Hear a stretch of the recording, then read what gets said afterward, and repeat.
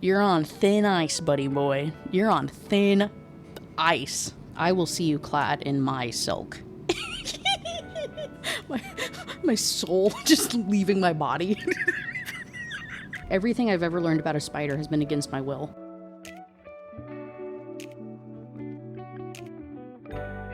Hey, thanks for clicking on the video. My name is Kaylee, and this is Read, Rant, Review, where, you guessed it, I read books and I do rant reviews.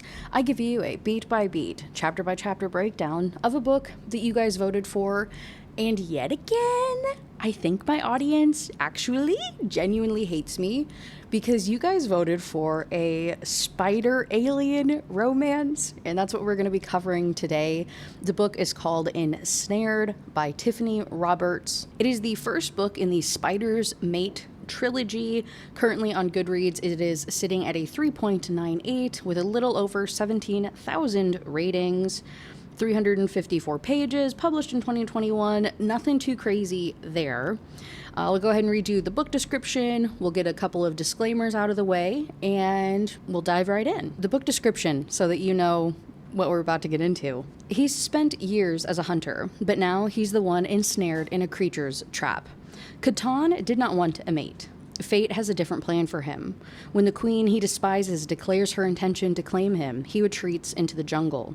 What he finds there changes his world. Small, delicate, and pale-skinned, Ivy Foster is nothing like the females Catan has known.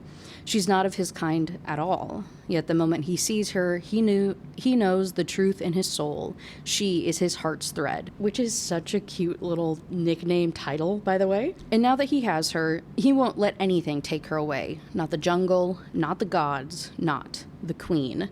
Whether Ivy agrees or not, their webs are entangled. No one will ever sever those threads. Cute Spider-Man alien romance. What I did find out, though, is so Tiffany Roberts is a pseudonym for a wife and husband writing duo.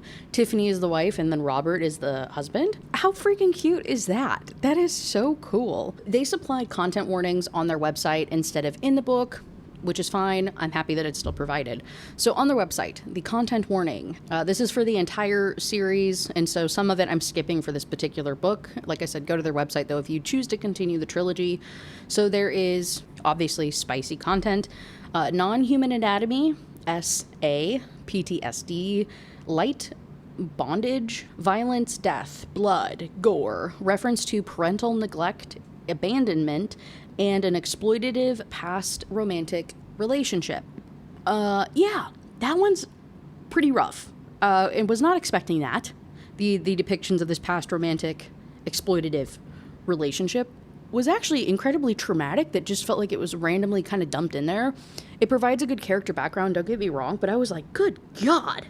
In an otherwise very tame book, I felt very jarred by that section. But anyway, another disclaimer is that this will contain all of the spoilers. Like I said, it'll be a beat-by-beat breakdown. However, there is a significant amount of world building that goes into this book that is important and I imagine will be significant for the rest of the series. So if you do enjoy this, I do highly recommend you reading it, especially if you want to continue the trilogy. You'll definitely need some of the background and whatnot that I will be skimming or skipping over for the sake of the review. And then the third and final disclaimer is that this review is not for the authors.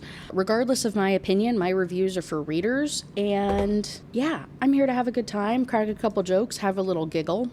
Don't make it weird. It's another day where I will be doing my makeup while I tell you guys all about this book. So our book opens immediately with this little spider alien guy. His name is Catan, and today is offering day when the Vrix, that is the name of this alien spider species, of Takaral, which is the city that they reside in, gather in the Den of Spirits to make their offerings to the Eight.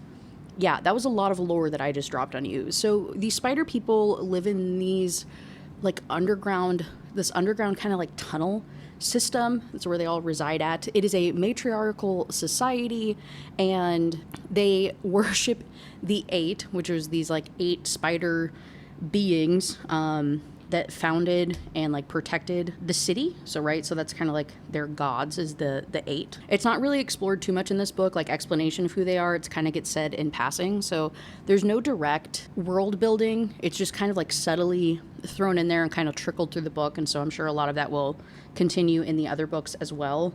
But that's about the extent of what I could tell you regarding any of that. So anyway, Catan came into the city. He lives in the jungle. He does not live in the city anymore because there's a new queen that has taken over, and he does not like her for very understandable reasons that we will unpack. But he came to town for this offering day. Everybody brings their offering to the gods to honor the queen and to honor the 8. In this visit, we learn a whole bunch of lore about Catan in particular, his family, his upbringing, his friend circle, his brood sister. He used to live in the city. He had his mother. He had 19, I believe, brothers and sisters from his brood. All of them are dead. He and his sister are the literal only survivors. They were weavers, which is like a type of like artisan craft profession in this world. There was a great war that happened, I think it was 7 years ago, maybe a little bit longer than that, and they all had to become warriors. Turns out Catan was a phenomenal warrior. Not only is he an amazing weaver at his original profession, but he is like the best warrior possible, and so is his sister.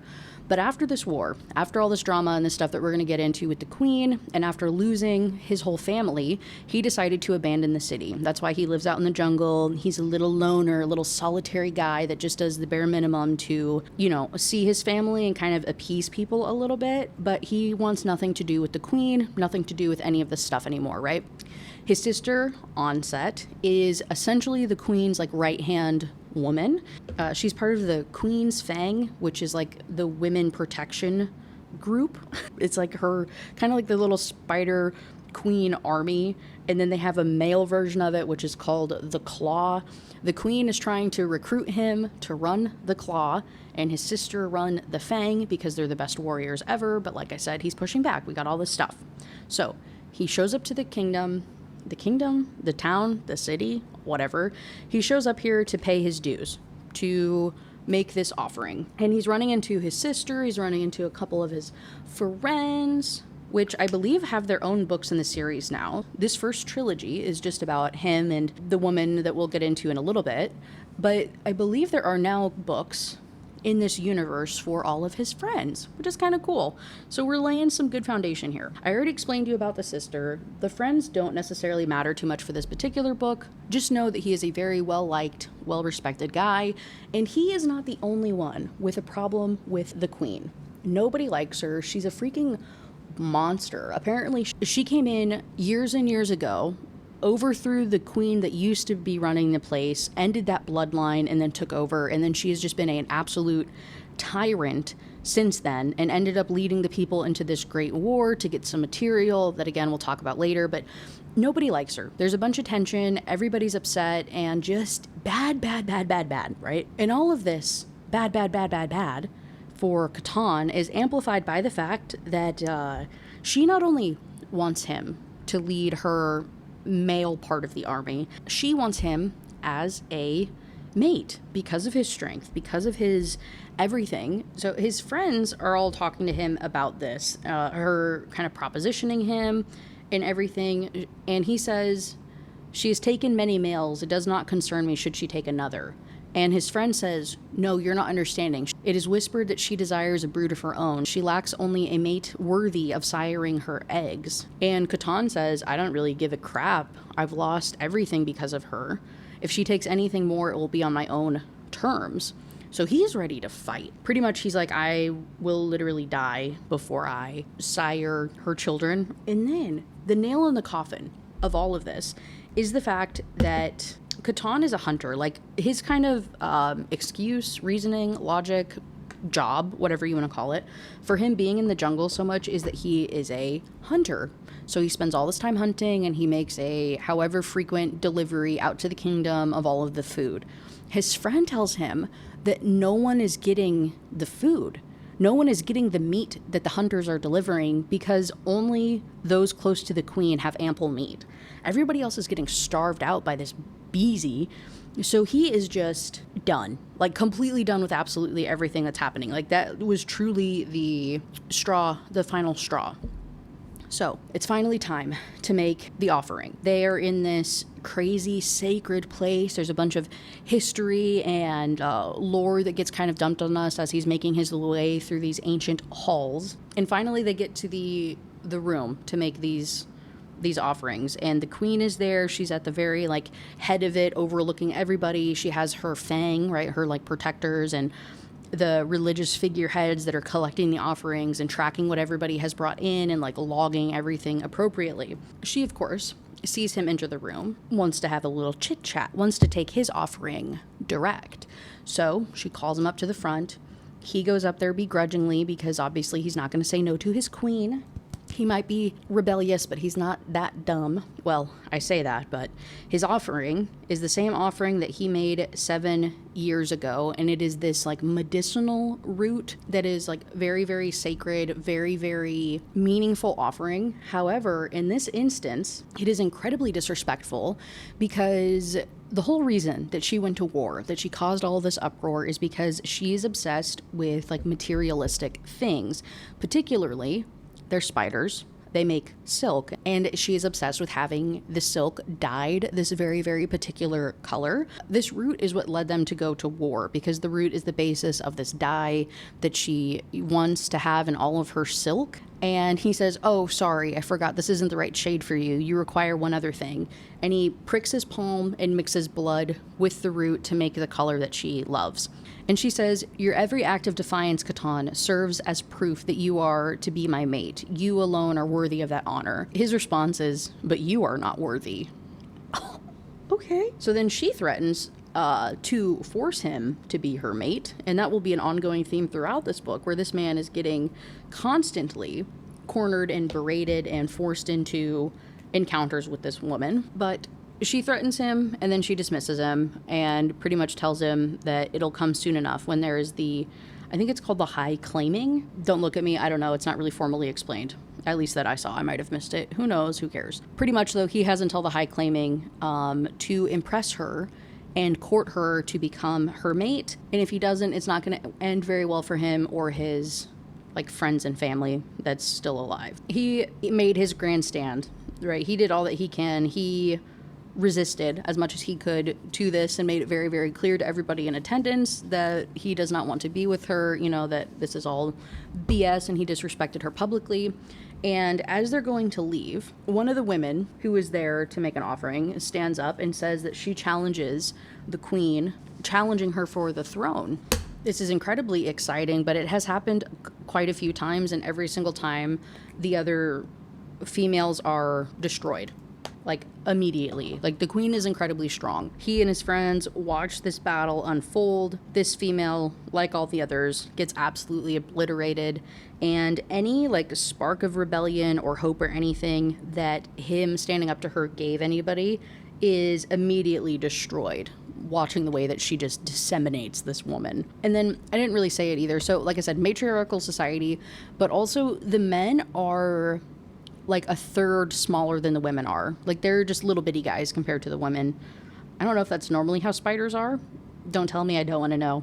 Honestly, I already know. Everything I've ever learned about a spider has been against my will. So he's making his way back, not having a very good time. Like I said, very, very upset about everything that happened, and he's just kind of reflecting on life and what led him here, and having to deal with the queen and everything kind of crappy that's going on as he's making his way back to his den out in the middle of the jungle. Halfway there, he decides that he's not going to return to his den, that instead he's going to go for a hunt, because at least he can return with something. And what better way than to track down this peculiar animal that he hears the sounds of? It's a pretty rare animal, and he's just looking for a distraction, right? So he chases this thing in chapter 3 through the woods. They're going and going and going. They get to a point where they're getting to this like sketchy part of the forest where nobody ever really goes. Legends told that long ago The Vrix, right, the spider people, had been assailed by a huge fiery beast that had required all of the 8 to overcome. The Shaper and the Delver had dug this pit, and the Hunter had lured the beast here, far away from the Vrix, whose injuries were tended by the Broodmother. The Protector and the Flame Bearer had used all their might to banish the monster to the darkness below. Then, the Weaver had assisted the Root Singer in creating the web of plants to keep the creature trapped forever. Takaral's other hunters feared rousing the beast from its slumber. Catan was not sure that he believed all of that, and he had been tempted to find a way down to discover the truth of it. But he could not deny the unnatural energy this place emitted, and he swore he had seen a light below on a few occasions, the merest hint of fiery orange.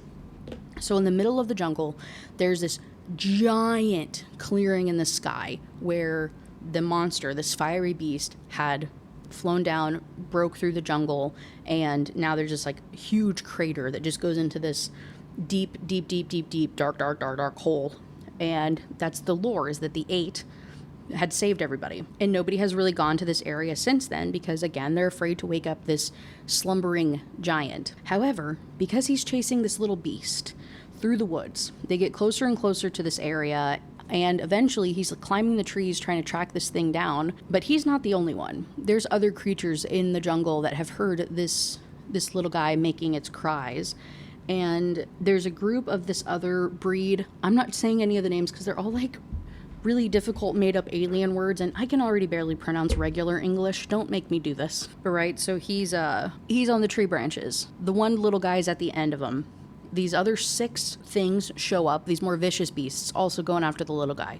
They all run out to the end of these tree branches. Keep in mind, his people, like his species, are the only like intelligent life form on the planet. Everything else is just like regular animals that are getting hunted by them and whatnot. It's just regular nature stuff. So they're rushing to the end of these tree branches. He tries to go back near the trunks to not fall down into this hole, because that's what they're like over right now, is the giant crater in the ground.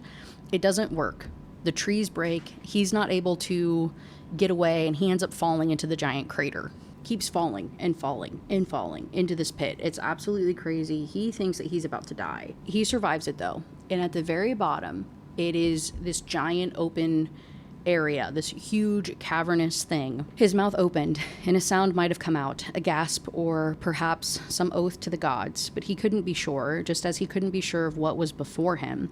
Something huge jutted up from the ground, big enough that part of its base was in the water, something far too big for the orange light to fully illuminate. Catan couldn't even get a complete sense of its shape. It was simply too large. It is the giant top of a spaceship, and there's a giant orange, and there's a light on top of it, like an orange light that flashes every so often and flashes off. And what was this? His mind raced, sifting through every detail he could recall regarding the monster that had been cast into the pit by the gods.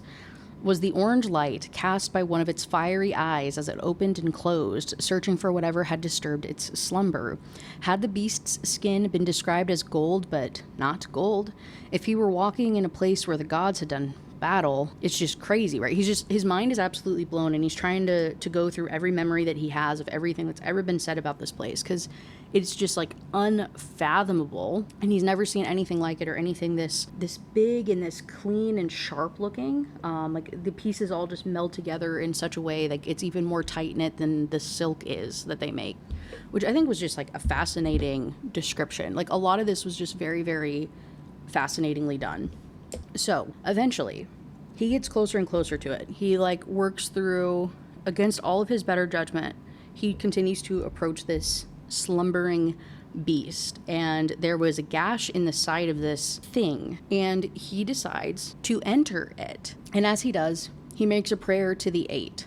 "Deliver, guide me," he said, his voice echoed along the tunnel, stretching into something unfamiliar. If ever the 8 heard the pleas of their children, Catan doubted they would answer in places such as this. Places such as this shouldn't have existed, which reminded me of Blood Over Brighthaven. There's a point in that book where the guy is praying to his gods, and he's like, why would they even listen to me anymore? Like, I'm so far from where they live, and I'm so far from home. Like, there's no way that they can hear my prayers. It made me so sad. That kind of language, though, like this kind of language is so fascinating to me, though. Talking about gods in such a way and gods abandoning them. I think that's also why I loved T. Kingfisher. They have a series called Paladin's Grace, or Paladin's Grace is the first one in the series. Oh my god, that's such a fascinating one too. It's about pretty much like these people being abandoned by their god, essentially. If you know, you know. It's so freaking good, dude. I so highly recommend that. Anyway, that's a side note. He's going into this spaceship, wandering through these halls. Some of it's half destroyed. There's no sign of life anywhere. There's just these beeps and flashes and bright lights and a cleanliness that he's never seen anywhere else. Like there's areas in this where there's no rocks or dirt, like not even a speck of dust, not a single plant, nothing in this area. And it's so like inorganic. He has no idea how to really process anything that's happening. And as he's going through these halls, all of the doors had red lights over them, but one at the limits of what he could see.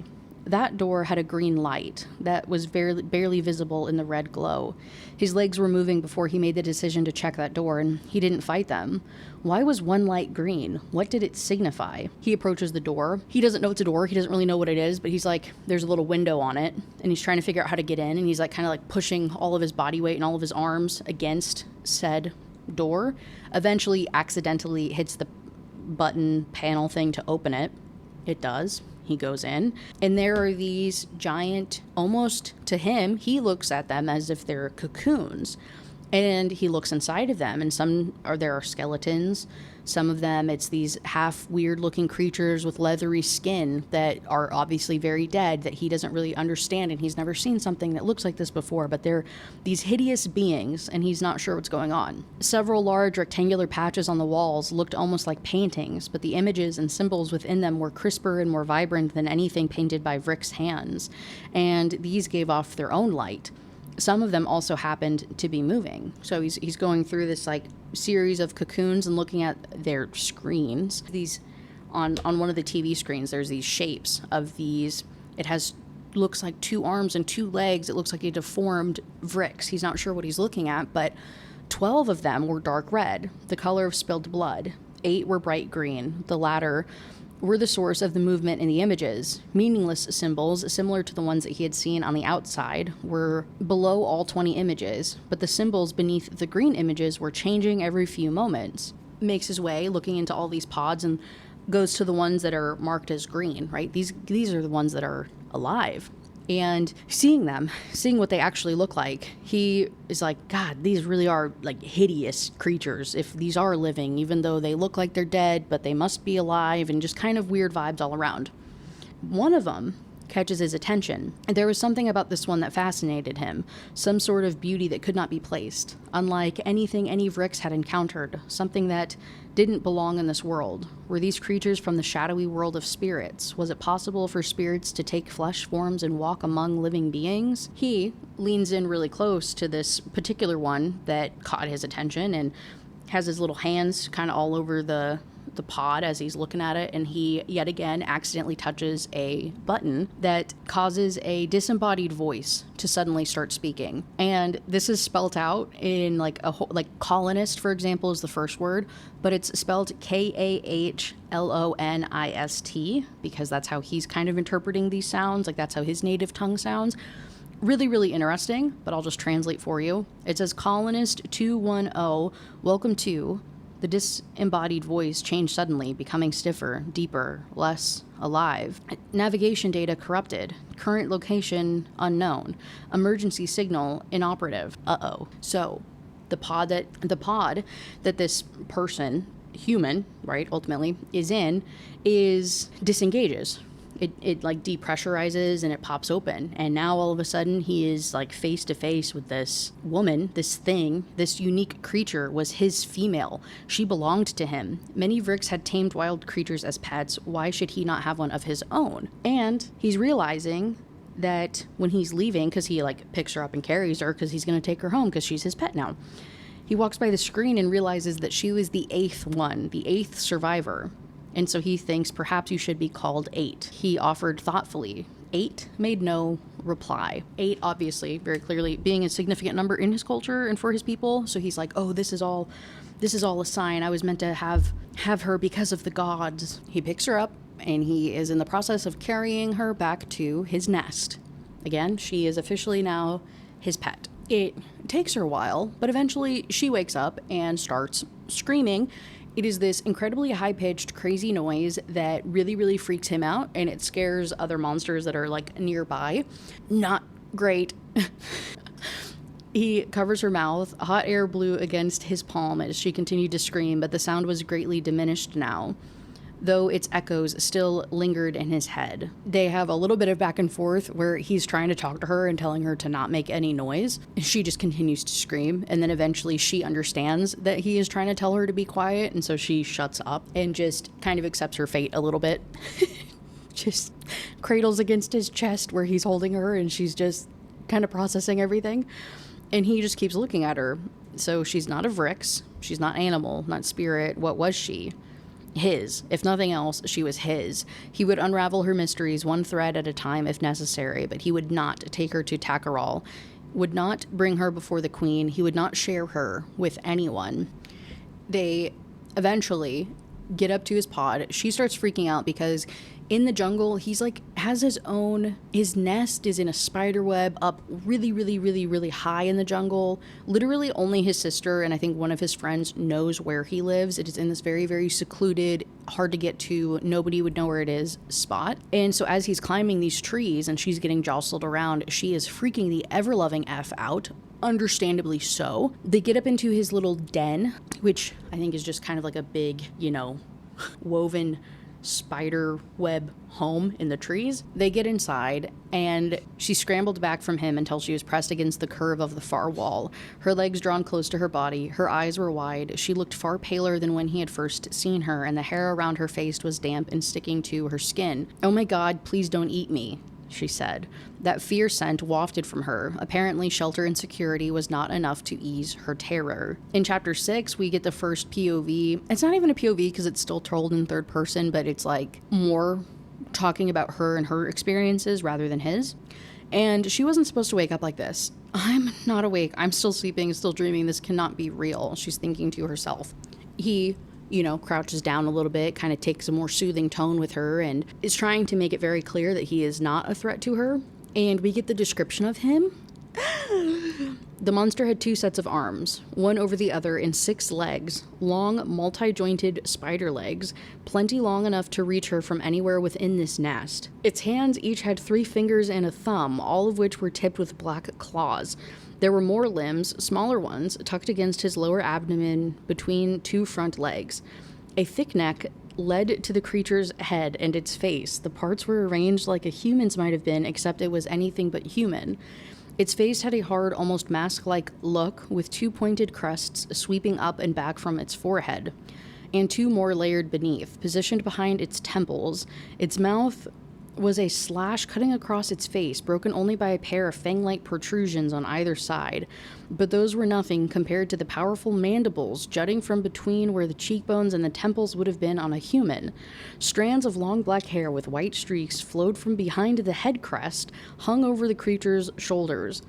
Despite all of that, there was an immediate beauty to his monster. Its skin was black, but there were markings on it, on its head crest, at the joints in the tips of its front legs, even around the upper portions of the wicked fangs on its mandibles, and those markings were glowing cool white and intense purple in the way some things glowed under ultraviolet light. And at this time, I would like to put up a picture of the cover so you guys can see what we're working with here. And for the life of me, as we go through this book, I cannot picture how the back half of this thing looks. This whole leg and segmented bit and whatnot. There will come a time that we will talk about that I cannot picture it in my mind's eye how any of this is happening. And honestly, I think I'm kind of happy about it.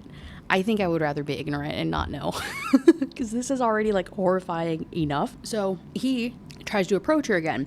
She puts up her hand. She says, stay back. The creature tilted its head to the side, mandibles shaking briefly. Stay? Her eyes widened. Did you just understand me? Arvalki lad it unix stay, vel? The creature asked, Queer vendak unir Icaral. It adjusted its front legs, shifting its body toward her. Ivy's heart quickened. She thrust her palm again. No, stay back. And they have this back and forth where he's intelligent enough. He can repeat certain words that she is saying to him, but he doesn't understand what she's saying. And she realizes this, and she's like, okay, well, she tries to tell him, my name is Ivy. And he says, Vel, which is the word for 8. She says, no, Ivy. And so then he says it, and he says, Ivy Foster. She gasped, you know my name, Ivy Foster? He repeats it, Ivy Foster. And then he rattles off her colonist number, because it's all stuff that he remembered, because that's what the disembodied voice had said in the spaceship. And he remembers all of this. So he is incredibly intelligent species here, right? Absolutely blowing her mind. And she realizes that that's where he got her from, right? Because she was in the whole stasis thing. She had no idea what happened. She didn't wake up until they were in the middle of the jungle. So as far as she knows, she has no idea how he got a hold of her. And so she's like, oh my God, do you know where the spaceship is? Do you know where I came from? Obviously, they're not at the point where they can understand each other quite yet. Her chest had constricted as she recalled another piece of information. She and the other colonists had been told many times that the journey to Zolia would take 60 years. By the time they arrived, many of the people they had known on Earth were likely to have died. They were all on a spaceship to start a new colony on this other planet. It was kind of an experimental colony situation. So there was a whole bunch of them that were supposed to fly out and go and do this. Obviously, it did not go very well. Eventually, she ends up passing out from exhaustion and everything that happens. And in chapter 7, she wakes up in a lot of pain because her body's finally getting adjusted to actually operating again. And she wakes up to him touching her foot and pinching her toes, and she's trying to crack jokes a little bit. They end up having a bit of an anatomy lesson, each pointing to parts of their body, saying the words in their own languages and repeating them in each other's language. Some of his words were difficult for her to say, and she knew she wasn't pronouncing them right, knew that she couldn't when some of them contained subtle buzzes and clicks. Catan continued to struggle with the sounds Ivy made with her lips, but they both seemed pleased to be making progress. As they're doing their anatomy lesson, he at one point ends up reaching over and grabs her boob, just squeezes her boob, and so she slaps his hand away, and this pisses him off. So he has the automatic reaction of hissing mandible stuff, and she starts freaking out, and she's like, please don't eat me, I'm sorry, and ducks down. Eventually he touches her shoulder, and he's like, Ivy? She raised her head slightly to peek at him. He didn't look threatening, or at least he looked as unthreatening as a hulking spider person could. He'd leaned his torso forward and lowered himself so that his belly was almost flat on the floor, putting his eyes beneath the level of hers for a change, and it was holding himself up with his lower hands? Ivy lowered her arms. Catan, no eat. She brought her fingers to her mouth and acted as though she took a bite of something and chewed before pointing her to herself. Ivy? No eat. His mandibles fell low as he mimicked her gesture, pantomiming the act of eating, which granted her another glimpse of that purple tongue and the fangs inside of his mouth. Qu'est-ce l'advocate? She stared at his mouth, at the sharp fangs, and shuddered. Catan eat Ivy? His eyes flicked a little wider, and he recoiled. Catan no eat Ivy? Relief rapidly flooded her, and thank you. It's kind of objectively, it's kind of cute. This whole back and forth and them trying to understand each other and whatever. I'm not going to lie. It was cute, other than the fact that he's a spider. But I love the language barrier. I love that we're smart enough to actually communicate and start doing some things. I did... Oh, what was the merman one that we did recently? There was... Oh, yeah, Whispers of the Deep by Emma Hamm that I reviewed not that long ago, where there was a huge language barrier in that book, and the way it was handled in that one genuinely pissed me off so much. This one, it's almost immediate that they're trying to make conversation and picking up each other's language pretty easily and adapting where they can, and I love that. This is such a better way to handle this whole situation. So if it was not a spider, I probably would have liked this book a lot more. And also, if this wasn't a trilogy, I probably would have liked it a lot more. If you guys know me, you know I am all about standalones because I want resolutions. I don't want to have to read 400 page books to get any type of resolution to happen or the story to get told. I'm very much a concise, just tell me what the heck is going on. In chapter 8, he processes that she's saying that he's hungry, so he goes out to go and get some food for her. And while he's out there, he runs into a fellow hunter, and we get more detail about the queen collecting all of the food. The queen's scribes had been waiting for us each time that we returned from the hunt these past few moon cycles. They collect the meat, take measure of it down to the smallest bit of sinew, and record it. When they are through, they haul it away. The first few times we thought it odd, but did not suspect anything more. Then the others in Moonfall began asking us about it, saying that they had received little despite us bringing in a steady supply. The season has been bountiful. There should have been meat in every den. We asked the scribes. We were told only that the food was going to where it was needed the most, and were thanked for our hard work and trying times. The next time we delivered meat, the keepers were accompanied by Claus, who tolerated neither questions nor delay. And so he's talking to his friend and he's like, hey, do you remember that one tunnel? It's abandoned, the abandoned tunnel that we used to play in when we were kids? There was an outside entrance to it, and I doubt that the queen has anybody who knows about it, because all of her people are new, right? Like, they took over the colony in relatively recent years, so they don't know necessarily some of these ins and outs and abandoned tunnels. And the friend's like, you're right. Meaning they're going to start sneaking food in that way to feed the people. So there's this undercurrent of political stuff happening here, of rebellion against the current queen. And this is just supporting that and supporting this idea. He ends up getting food. He shows back up at the house, and something hard and sharp was pressed against his neck. In chapter 9, his reaction to being attacked is really uncomfortable, kind of crazy. Part of the mating ritual of these spider people is like this grand fight that happens between them, and like the female has to be like conquered pretty much. It's like a battle. It's like a whole freaking all-out war that happens between these two things before they mate at the end of it. And so he, being threatened by her, has this like overwhelming urge to overtake her, and it gets very, again, uncomfy very, very fast. And she starts crying. He like kind of pins her to the wall and stuff, and she's begging like, please don't hurt me, please no. Catan halted, not allowing himself to even draw a breath for several moments. The sound of his name from her lips had pierced the haze. It was the final word, that no, that shattered whatever trance he had fallen into. And I'm thinking to myself, was the word no explained prior to this moment? Because how did he know the word no to react in such a way? And then, so he understands the word no because when he had grabbed her boob, she had said that to him. And then when she was like, no, eat. So he's able to process what the word no means, okay? I just had a whole thing where I was like deep diving because I was like making sure we're under, you know what I'm saying? I did a whole little deep dive to ensure he understood this and this wasn't a plot hole. I don't know why it tripped me up so bad. Anyway, it snaps him out of this like haze that he was just in, and she is crying, and he doesn't understand what this is on her face, and he ends up like licking her tears. Opening his mouth, he extended his tongue and touched it to the tip of his finger. Water, yes, but there was a saltiness to it and a hint of sweetness. He needed more. He dipped his head closer to her and ran his tongue from the bottom of her jaw up to her cheek, licking away that salty, sweet moisture. And she's like, you said you wouldn't eat me. And he's thinking, eat. She thought he was about to eat her. Catan jerked away from her, bringing his mandibles together and keeping them closed. Immense heat flowed through his body and the pressure building behind his slit. And this is why I hate you, you sick fucks. That's my one F-bomb for the video. You guys making me read this? Do you know how many of these books lately that I have read that use the word slit or stem? Far too many, okay? Things I do for you people. Just kidding. I'm having a good time. It's funny. It's just like... Anyway, he was not about to eat her. By the 8, he wasn't about to eat her. He was about to mate her.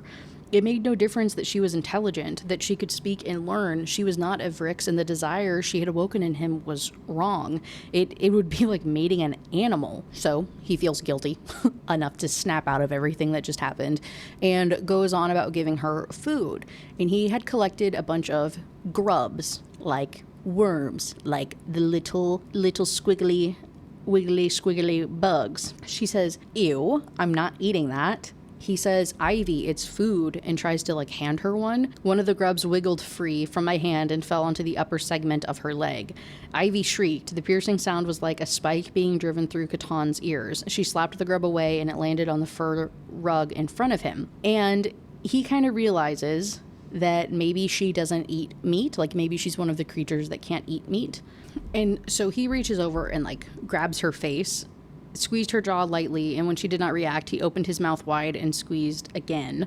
The strips of her hair over her eyes slanted down toward her nose, and the fiery gleam sparked in her eyes. "If you put one of those nasty things in my mouth, I will bite you." She opened her mouth wide, flattening her little pink tongue. Catan leaned closer and angled her face to better peer inside her mouth. The teeth running along the sides were wide, but also fairly flat, closer to those of the creatures that survived by eating plants than those that ate only meat. But he's getting a little, some attraction out of this. His only purpose in studying her that way had been to determine what sort of food she could eat. Fascination was not the same as attraction. He also had no interest in taking a mate, regardless. Not of Rick's, and certainly not a whatever Ivy was. However intelligent this female was, she was a pet, nothing more, a curiosity to occupy his time. Sure, Jan. So he tells her to stay, and he goes back out and goes to get her food that she will be able to eat, right? That's not meat. Cut to, there's like a break, and it says, "I'm gonna die." Ivy was on an alien planet with a big alien spider creature staring at her and an array of alien food spread out in front of her. She flicked her gaze over the plants laid on the floor. There were white roots similar to carrots, palm-sized, purple, maybe fruit balls with bumpy skin, thick leafy plants that looked like succulents, long stringy ones that reminded Ivy of an air plant that she once owned that had died. Because apparently you still need to water air plants. A couple of heart-shaped pink fruits with gnarly purple spikes growing off their skins, a cluster of pale growths that looked like bean sprouts, and several thin golden ovals that might have been some kind of mushroom, but were reminiscent of honeycombs. She's going through and trying each of these, and almost all of them are absolutely delicious. Or she's like, okay, this is kind of like a potato, so I'll have to figure out a way to cook this if I want to eat it. And some of the other ones, it's a similar thing. Or she's like, I would just have to prepare this differently, but it tastes amazing. And it's a really cool experience. And we also learn that in preparation for the planet that they were going to go to, all of the travelers got a series of shots and whatever to like help their bodies acclimate and prevent diseases and make sure that they would be able to consume a bunch of material from this mystery planet. Not the one that they're on, because obviously they're not where they were supposed to be, but hopefully she's like, if it applies to one planet, maybe it applies to everything. And she's also like, I don't really have a choice, right? The whole I'm going to die. So she's trying all this food. Luckily, it's delicious. As she's eating all of this, she's realizing she was relaxed, almost content, secure in the knowledge that this Spider-Man creature wasn't going to hurt or eat her, that Catan was friendly enough to provide her water and food and shelter despite his reaction when he had returned earlier.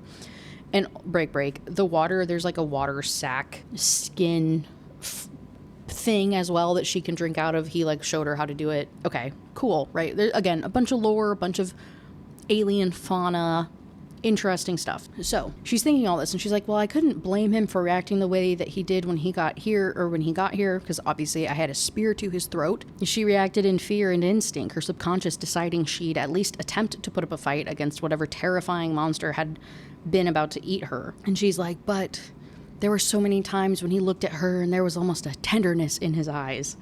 And she's like, okay, maybe I did lose my mind and cryo sleep. Like, there's no way that this is real. She needed to keep her focus on what was important, though. Surviving and finding this ship. Finding other people. If she was alive, there had to be others, right? Other people who were in need of help. And if they found the ship, there had to be a chance of rescue, right? If only Catan could tell her where he had found her. In time, they were making progress. She just needed to be patient and hope that the others were okay, that she wasn't the only human left. Chapter 10, she's going to sleep that night, and she has a horrible nightmare about her parents abandoning her when she was a teenager. Why did she have to dream of them? Why now, after all these years, did she have to be reminded of that rejection, that abandonment, of how truly alone she had been for so long? Ivy rubbed her chest. But those old memories and tightness in her chest didn't matter compared to the unbearable ache in her bladder. So she woke up from this nightmare, and her body, after being in cryogenic sleep for however long, is now finally working again. And, you know, she ate and drank and did all this stuff. And so she is like in unbearable pain, bladder pain, and having to pee. And so she's trying to wake up Catan and explaining that she has to go to the bathroom and that she has to go outside. And he keeps telling her no and to go to sleep. And it's this back and forth escalating thing where she is like, Ivy, outside now. But it was too late. She couldn't hold it any longer, and she ends up peeing herself. Mortified and defeated, Ivy stood there with tears spilling down her cheeks as she sobbed, I hate you. I hate this. How could one bad choice I made as a dumb teenager lead me to this? And so Catan sniffs. He starts smelling around because he sees that she peed, or he smells that she peed on his rug. And so he gets all grumbly and like pissed off at her, throws her over his shoulder and like rolls up the rug that she peed on, and then like takes her down to the river to go and like wash her. And she's mad because she's like, you can't be mad at me. You're not allowed to be grumbly with me, Spider-Man. This is your fault. He was scolding her like she was a naughty puppy. And so she starts yelling back at him. And she's like, you don't get to be mad at me. I told you that Ivy needed to go outside. Because obviously they're like floating in this ball in the sky. She can't just like go downstairs. She can't just leave. He rose with a frustrated huff and threw her in threw her over his shoulders in the rug under his arm. So he goes to the river with her to wash her off. Without slowing his stride, he tossed the rolled up fur onto the stream bank and carried Ivy straight into the water. The warm water rose around her quickly, past her legs, hips, and chest until it was nearly touching her chin. Her eyes wide met Catan's. Finally, he adjusted his hold on her, settling a pair of hands on her hips, and he dunked her under. And so she is pissed. She's like, you asshole, are you trying to drown me? Like, is this punishment because I peed on your precious rug? I told you. And then he dunks her again, and he tells her to pretty much shut up. He said with a snap of his mandibles, don't you hush me, and don't go snapping those. She pressed a thumb into each of her cheeks and curled her fingers, waggling them to mimic his mandibles. At me. Catan cocked his head, eyes narrowing. He lifted a hand to his mouth and opened and closed his fingers and thumb repeatedly as he made a series of nonsensical sounds like meh, meh, meh, meh, meh. Are you mocking me, Spider-Man? He growled low, Catan. Notching up her chin, she smirked at him, Spider-Man. And then he dunked her again, and then he's like laughing at her. It's actually kind of fun. This is what I mean. Like, this is objectively so cute. Some of the interactions they have is so adorable in such a weird way. He's just a spider. I can't get past the spider part, though. She's wearing a shirt and shorts. And eventually he ends up taking these clothes off of her, and just kind of what was supposed to be a cleaning thing turns into an exploratory thing of her body. And he ends up like touching her nipple. And she's thinking, no, this cannot be happening. She was not getting turned on while this spider creature touched her. It was simply her body's natural reaction, something she had no control over. It had nothing to do with attraction because he was a spider. Their bodies were completely different, and he was just satisfying his curiosity. That was all. And he just keeps like touching her skin and kind of like feeling her all over because her skin is like so soft. And she ends up like moaning at one point, just getting really turned on. And then she's thinking, what is happening to me? This cannot be happening. This cannot be happening. Catan tilted his head, mandibles twitching. He drew in a deep breath and stilled. Will I ever escape this hell? Will I ever escape this hell? I don't think I will. I don't think I would love to read just one romance that does not involve smelling her arousal. Please. I need to make an alien romance bingo card because goddamn, that one would get checked for like 90% of these. I don't even know of an alien I don't even know of an alien romance that I've read lately that like didn't have that as a feature, a creature feature, if you will. I don't know, man. Okay, anyway, he's like smelling her. She gets all turned on and she's just thinking how she's going to hell. But she ends up scooting away from him and she's like, examination's over. In chapter 11, more of like kind of from his POV or his description of his experience and whatnot. That scent. By the 8, it was driving Catan mad. It was Ivy's fragrance, the same one he had smelled after opening her cocoon in the pit, but it was so much stronger, so much sweeter, and undeniably feminine. Before, it had been alluring but subtle. Something had changed over the last few moments. Okay. And so he ends up, like, putting his little spidey hands in places where the smell is emanating from. He can't not help himself. And she's freaking out a little bit and she's like, Catan, no, oh my God, stop. This is wrong. This is so, so wrong. No more. Something in her voice pierced his lustful haze that had seized Catan. He tore his eyes away from her slit. I hate that word so freaking much. To look up, past her heaving chest and its soft, rounded, fleshy mounds to her face. Though he did not fully understand how to read the signs on her face, he knew the panic in her eyes and he recognized a glimmer of hurt. Would love to know how. Also would like to note that the spiders have like 8 eyes, obviously, but they're like black. They're just like these big black little things. And so he's talked to her for less than 24 hours and all of a sudden he knows what hurt looks like. He knows how to read her little eyeballs. That's weird. That's a little, okay. Anyway, he had been on the verge of mating with her. He had been moments away from his stem emerging to plunge into her hot, soft flesh. I cannot get this far enough away from me. And not once during his exploration of Ivy had Catan thought of her as anything but a tantalizing female. And so he feels, again, very, very guilty, and he apologizes and said that he did not mean to frighten her. And she says, this can't be happening. I can't be turned on by a spider. She whimpered, oh my God, he was about to make me come. He says, Ivy? She says, I'm not happy with you right now.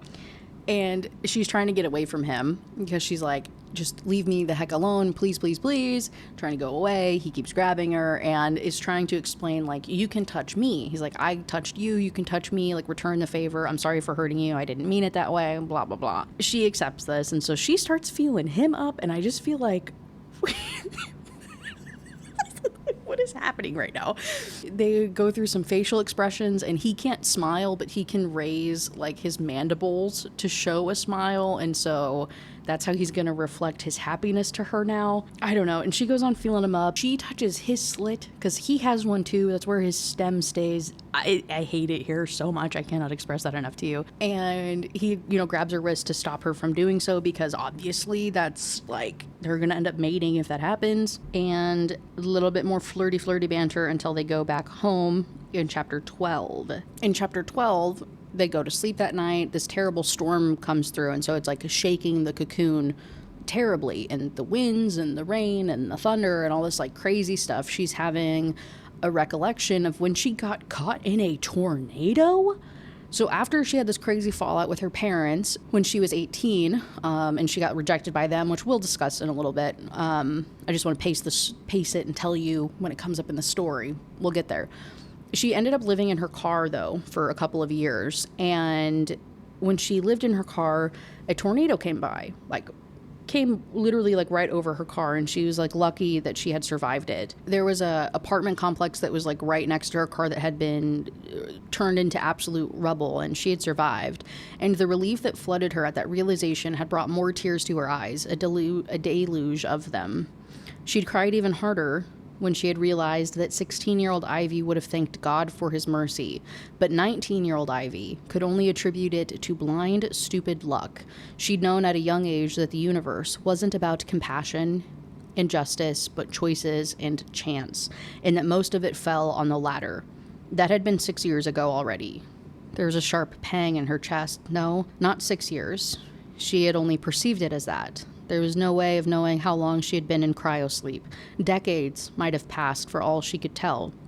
Everyone she had once cared for was probably gone. So she's freaking out over the storm, and Catan, pulls her close and hugs her and is cradling her through this and, giving her little reassuring pats and rubbing her arm and whatnot. And she's so touched by this comfort from him about how, she's just been so lonely and yearned for someone to hold me and to care for me because it's been so long since anyone's touched me like that. No one's ever touched me like that with such reverence. And so she's just so grateful for him. And then obviously this turns into a naughty thought where she's like, oh, we're in the darkness. I could pretend that this touch was from anybody, not from this spider monster where I have to feel bad about it. And then she's going to war in her mind about this is so wrong, but also I could pretend, and also, nobody knows any different, and blah, blah, blah. And he keeps telling her to go to sleep. Ivy wasn't home, but this was the closest she had felt to it in years, which is incredibly sad, incredibly tragic. Her backstory and stuff is just sad. But there is one part of this that I did want to talk about. In all of these alien books that I've read so far, there is a level of like shame that happens where they're like, oh my God, I can't love an alien. I can't want to do something with this Spider-Man. Or there's been a couple of these that I've read where the main female character has this like level of shame for being attracted to these aliens or creatures or whatever. Like this one had it. What was it, Her Soul to Keep, and maybe one or two other ones where there's this like layered shame that the female main character is experiencing. And I'm like, I know a lot of it's internalized, but also you're on a strange planet. No other human is ever going to find you again. No other human's ever going to know. What are you feeling shame for? Who are you, like, why not? It's wrong by whose standards? You know what I mean? I just feel like that's a plot hole. Like I said, I know it's just like internalized, but also, girl, you literally could die any day. Get freaky with a spider. Who cares? Oh, Jesus Christ. Chapter 13. Chapter 13 is like a kind of like relationship-y building chapter where he had spent the week since that terrifying thunderstorm teaching her various survival skills, identifying plants, ways to collect rainwater, starting a fire, mending nets, and weaving baskets. Today's first lesson happened to be focused on fishing. They focus on this fishing lesson, and then he has to go back to Takaral. By this point, it's time for him to bring another offering to the 8. And so he goes to Takaral on his own. She's going to be like she's going to stay in the little den thingy-majiggy for a little bit by herself while he goes and runs these errands. When he gets there, he gets confronted by Durax. That is her prime claw, her like lead man that protects her, right? They are beefing hard because Durax loves the queen and is very, very upset and jealous of Catan for not wanting the queen and not taking it seriously. And so there's some very like deep-seated hatred that Durax has for him and just crap talking back and forth. And so that's what happens here. Like Durax kind of corners him in one of the tunnels as he's going to make this offering, and they just like have this like beef with each other. And he says, Durax tells him that your arrogance is not warranted. And Catan says, and yet my days are spent prowling the wilds to bring food to our people, while yours are spent in Takaral with the queen, dangling you from a string by your stem like a toy with which she's grown bored. You are no hunter, you are merely a collector of rumors. Durax hissed and spread all 4 of his arms, assuming an extremely aggressive pose, but he didn't move any nearer to Catan. I am in Takaral to serve the queen. I do her bidding. She keeps me where my skills are most valuable. So he makes his offering, nothing too crazy, goes back to the den. Ivy ends up getting sick for 2 days and 2 nights. She suffered and he felt completely helpless. He was fearful that he would lose her and there was nothing that he could do to help her or make her feel better. And it was just him realizing how much he cared about her and him, kind of tending to her wounds. And it's one of like those types of scenes, like the whole caretaker ones. We are blowing through again the monster / dark romance plots. The cleaning your wounds, I would assume I would count this as a cleaning your wounds scene. In chapter 15, it is yet another time for him to come to make a delivery to Takaral. So maybe they do this every week. Maybe the offering's every week or something. I thought it was monthly, but I'm pretty sure it's weekly because she's here for like a whole month. Like the time duration in this book is, I believe, maybe a little bit over 1 month. So it must be a weekly offering thing. Anyway, so he's back here and he's talking to his friends again, and he is talking to his friends, and they're just talking about the discontent.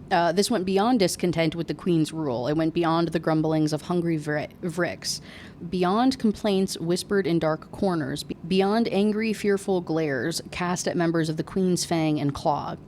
The air was thick with it. Tension, restlessness, bitterness, all building towards some terrible, explosive peak. And still, Catan wanted only to put Takaral at his back and return to the tangle, the jungle, to Ivy. And so one of his friends said, spread the idea to every tunnel being deprived of meat. Convince them all they can do as we have. Stepping forward, Catan leaned down to brush the back of a finger along the silk stretched between Rakosha's hands.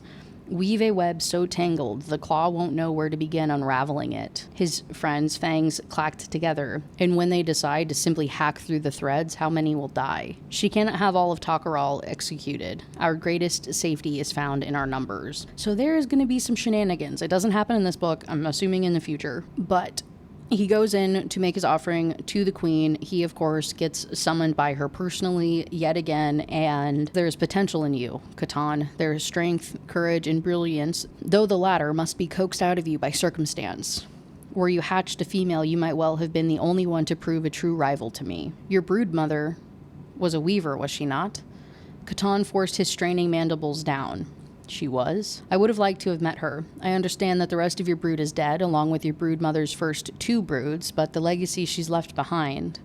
Between your brood sister and you, she has left the most fascinating offspring, 2 of Takaral's greatest warriors, hatched by a weaver. He keeps pushing back on being her mate, and eventually she says, you will obey your queen, little Catan, or you will pay a high price.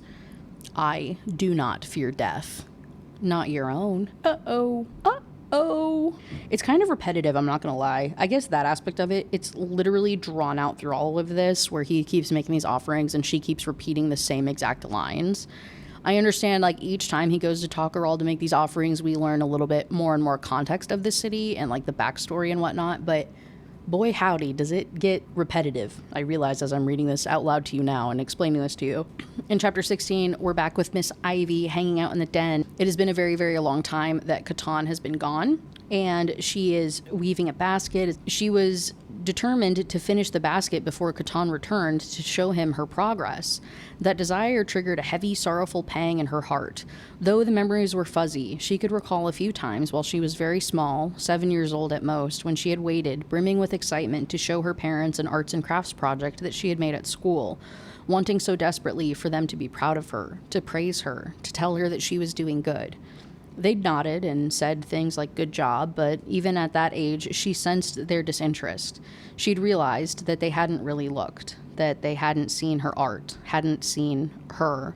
So after only a few attempts, she'd decided to stop sharing such things with them. That felt better than the hollow, meaningless praise. Even when she'd lived with them on good terms, Ivy's parents had always been kind of distant. They'd been loving in their own ways, she supposed, but it had never come through as affection, and it had never resulted in any sort of bond between parents and daughter. And she goes on to give us the backstory of her family and her drama and how she ended up signing up for this whole alien thing in the first place, which when she was 17, she started dating a guy who was like 23, 24. Her parents found out about it. They were pissed off that she was dating a guy that old and told her to stay away from him. She says, no, I love him so much. Because he's the only guy that ever gave her attention, right? She was very starved for all of that when she was growing up from her parents. This guy gave her everything, every type of attention that she could ever want. She moves in with him to this apartment, and they pretty much do everything but have full-on intercourse until she's 18 years old. On her 18th birthday, he made her sign some papers as her first birthday present because he was like, this is signing so that you can be on the lease of the apartment. Like, we are in this together, right? Like, we love each other so much. Like, I want you to have a part in this. As she's signing it, he's like kind of kissing her neck and distracting her a little bit, so she's not really paying attention to what she's signing. The second present of hers is to have sex, right? He does so. It goes sideways really fast, where he starts being very like kind of violent with it, and like it's not a good time, and the way it's recounted in this was very, very difficult to read. And it turns out, after Tanner had withdrawn from her, his demeanor had become that of a complete stranger. As she had lain there with tears running down her cheeks, he had told her that it was over between them and that he wanted her out. She was confused, hurt, crushed. She'd sat up, pulling the bedding to her chest, and asked about her name being on the lease. He'd laughed in her face and informed her that she had actually signed a waiver by which she agreed to forego legal action. She's really, really confused about what the heck he's even talking about, until she's leaving his apartment and she gets a text message that says, wow, I can't believe you actually did that, from one of her friends. She's like, what? The friend sends her a link. Rough makes virgin teen cry. Tanner had live streamed their time together, and it was out there for the world to see over and over and over again. She learned not long after that several former classmates who she thought were friends had discovered the live stream in progress and helped spread it around. The next day, it felt like the entire town knew. So I'm like, what the fuck were you live streaming on to have that sort of thing? And how did somebody find it as it was being live streamed? Like, that's kind of weird. That's kind of really weird, right? That's such an odd dynamic to have added to the story that just makes it like, what are you talking about? Very tragic otherwise, though. But so very, very clearly after this, she loses trust in all people. Oh, and so then she goes like, not groveling, that's not the right word, but she just got dumped and treated horribly by her boyfriend. So she goes back to her parents and she's like, hey guys, I pretty much like, let me come home. This is so crazy, like begging for kind of forgiveness for the attitude she had with them and like wanting a place to go or to stay. And they tell her to F off, that she's like an embarrassment and that she's not only damaged her reputation, but now she's damaging their reputation, and to F off. And that's why she was living in her car for a couple of years. And that's how we led to her saying, screw Earth, I need a fresh start. I'm going to sign up for this colony program. Good God. Right? This strange spider creature, this wholly inhuman male, genuinely cared about her more than any human ever had. And as crazy as it was, she enjoyed his company. Ivy never lost sight of his alienness, but he was still a person. He was intelligent, cunning, kind, and even had a sense of humor. As she is reflecting on all of this, Catan comes home. He's definitely like rough, like worse for wear, looking rough as he comes in, and he can barely walk, and it's just very uncharacteristic of him. And she can tell that he got beat up because the queen beat the ever-loving crap out of him to prove a point about him having an attitude with her and like not becoming her mate, blah blah blah. He's pretty badly damaged. And she asks if he wants to talk about it, and then he just ignores her. She asks, where he had gone, what had happened. He tells her that he went to where his people lived, and he says that he went to Takarol. She says, Takarol, is that your home? It's where my people live, but this is my home. What can I do to help? Catan leaned down, tipped his hard forehead against hers, and breathed in deep. Another rumble rolled through his chest. Be you. Aw, so cute. In chapter 17, it is another river scene where they are hanging out. They go here quite often for her to, kind of bathe and relax and just kind of get out of the den and whatnot. She's, in the river doing her own thing, and she can't help but look at Catan. She just can't help herself. Ivy turned her head and peeked at him over her shoulder. He was sitting atop a large rock, the Vrick's version of sitting anyway, with his legs folded inward and his underside flat on the stone, as he rubbed some sort of oil onto his hide with 3 of his 4 hands, and his 4th hand held a clay jar containing the oil. His spirits had improved since he'd returned home from Takarol 2 days ago, but he's still pretty damaged. She didn't even know how to process her desire. His touch should have been wrong on so many levels. It should have been perverse. It should have disgusted her, but it felt right. And even after a month with him, she was still trying to figure him out. But she goes over and offers to help him, because with his hurt body and his arms and muscles and stuff, he can't rub the oil on this like huge swath of his back. And so with the way he was sitting and the position of his legs, she'd have to lean against him to reach the spot on his back, though it would still be with some difficulty, unless, bracing a hand on one of Catan's knee joints, Ivy threw her leg over his hindquarters and climbed onto him. Catan stiffened, legs unfurling slightly. "What are you doing, Ivy?" She caught herself, with a hand on his back, as his movement pitched her forward. She'd never ridden a horse before, but she imagined this was a similar experience. The corner of her mouth curled up. She was bareback riding an arachnotar. What? What do you mean? What the fuck do you mean? Hello? Okay. Yeah, so she's on his back, she's rubbing some oil, they're having some talk, she's like massaging him, and it's cute. And obviously by this point they're pretty much like, he's speaking like, it's broken, but it's pretty well English to her, and they're like communicating pretty well, and she understands his language as similarly, but she can't say as many words because of all the clicking and buzzing that like are part of his language, and so it's easier for them to speak English. He just can't obviously use the noises that use lips, like P's and whatnot. So anyway, he opens up about how he got hurt, that it was the queen, and how she wants to mate with him, and how he says no. And she's like, "You don't want the queen? She has made much death. I have lost much because of her. Takarol has lost much, but her strength is great, and she does not fear its use." "So she hurt you?" "It is only a small hurt. I am still a strong male," which is funny. That's so cute to me. And so then she's like, "Well, is there another female that you're wanting as a mate?" Girl, chill out. He says, no, and he explains the words for like mates and partners and whatnot. It's cute. She asks how his shoulder is. He says it's much gooder. She corrects it to better. He says, well, your language is difficult. She says, so is yours. It can be confusing, but you've grasped it really well. And you speak my language well also, for someone who cannot make the right sounds. Like Zerkita, she said, trying to force a lighter, higher pitched buzzing sound out of her throat for the word dirt and failing. He chittered. Zerkita is what you meant to say. Well, it sounds pretty similar to me. Zerkita. Catan chittered again and repeated the word, putting the emphasis on the buzzing sound in the second syllable. You are saying something very different, and the two things do not go together. And so he's laughing, and she's laughing, and she's like, okay, so what does the word mean? Like, what's the word that I'm saying? And it is the word for a male's private part. Is anybody surprised? So she's just been straight up saying, you know, dick. Forever, every time she's trying to say dirt, and he keeps laughing at it and stuff. She says, jerk? No wonder you laughed at me every time I said it. You could have told me. I told you many times how to say it right, Ivy, and I knew what you meant. There is no hurt. How bizarre to be stranded on an alien world with a spider creature for a companion and feel like this was the most content that she had ever been in her life. She had shelter, food, a friend. She had never had all three at any one time over the last 7 years.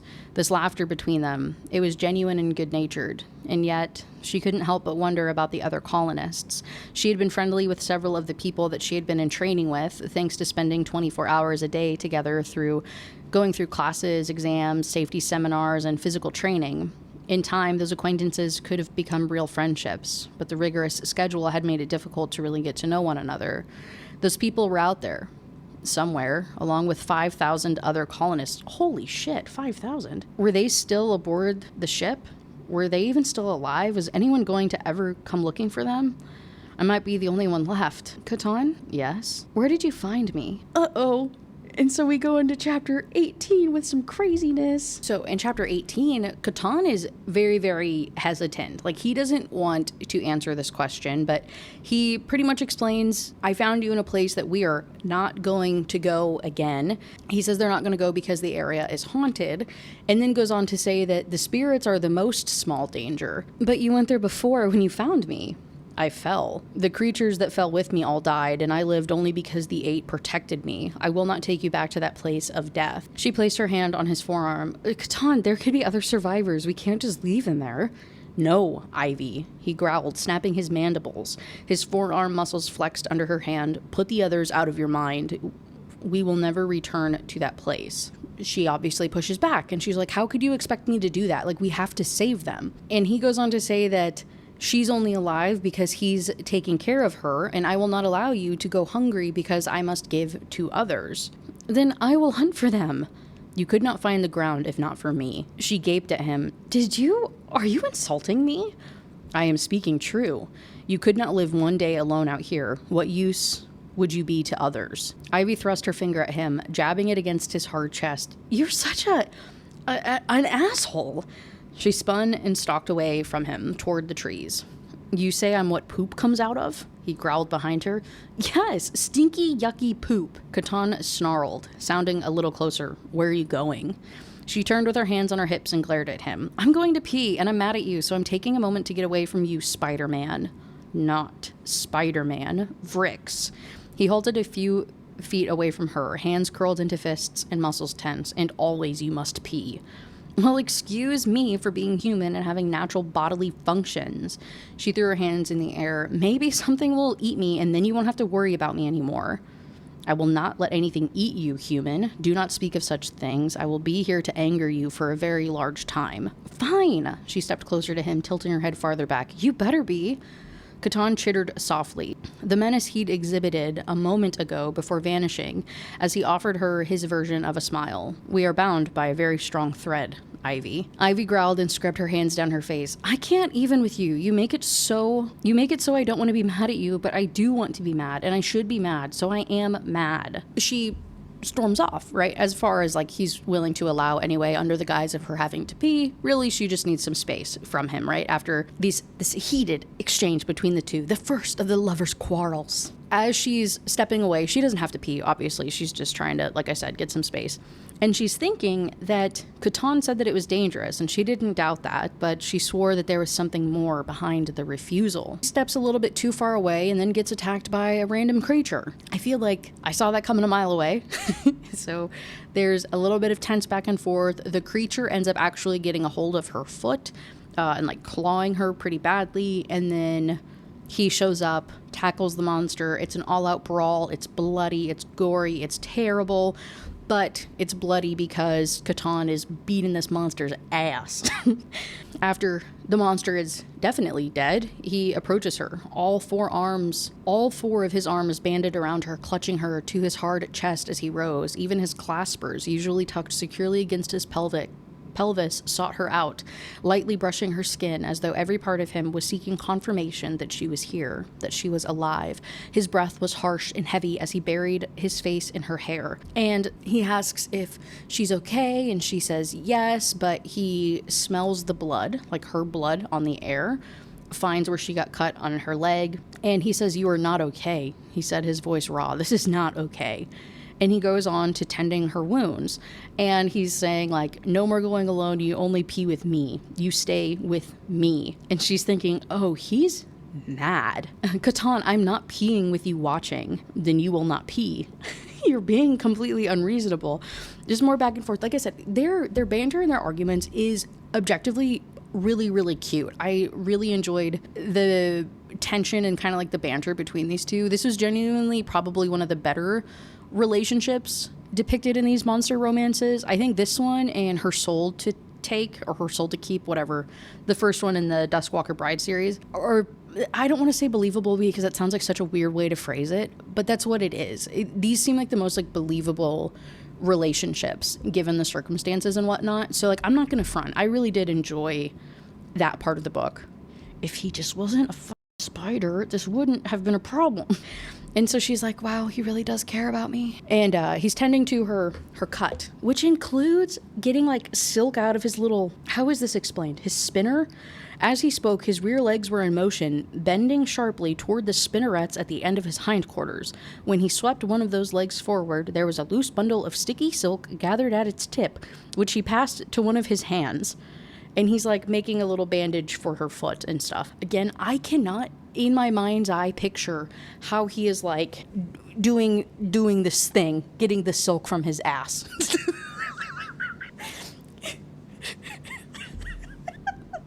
We're gonna press on.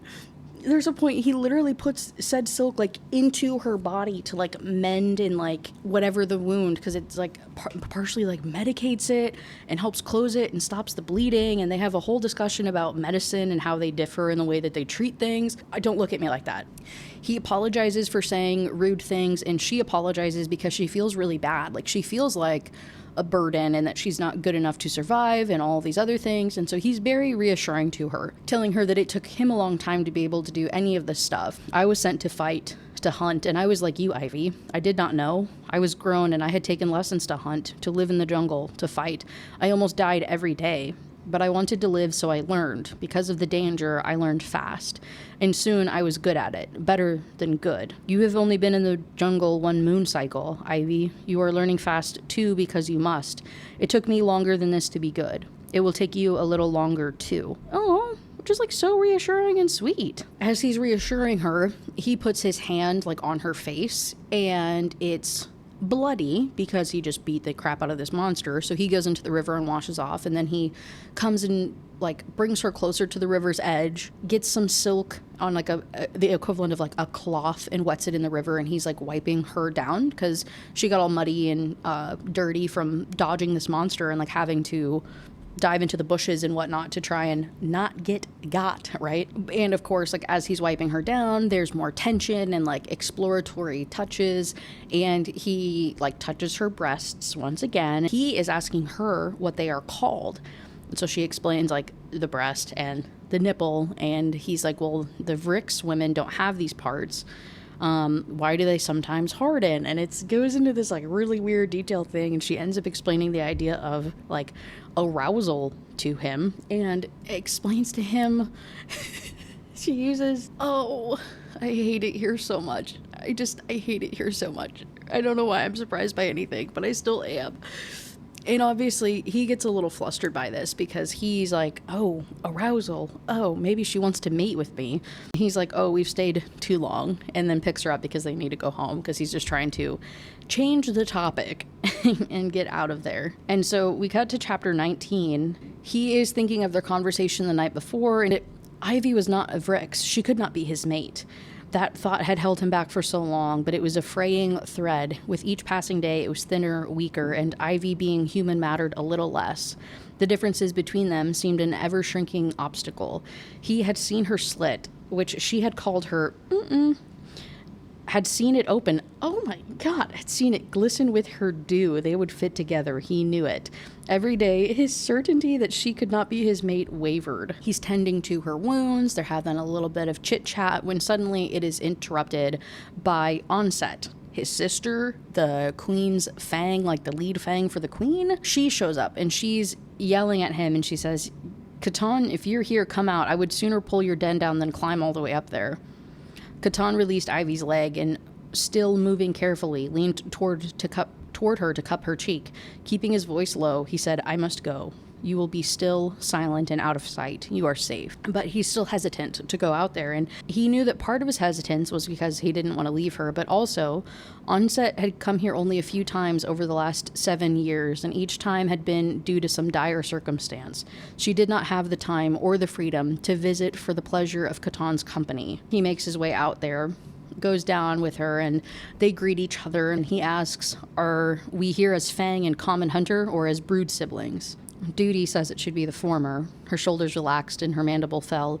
Yet, I have come as your brood sister only. I fear you will not believe that soon enough, but it is true. And so she's here saying, yet again, hey, the queen really, really wants you as a mate, and it's going to get ugly if you don't do this willingly. Like, you should accept her. Like, you should just accept her as your mate. You've known me since we hatched, Onset.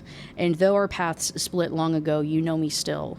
So why? Why would you come all the way out here to say that to me? Because I do not want to see you suffer. Your resistance in this Catan, it's foolish? In a way, yes. Yet you are no fool, brood brother. What male would not delight in the chance to become mate to our queen?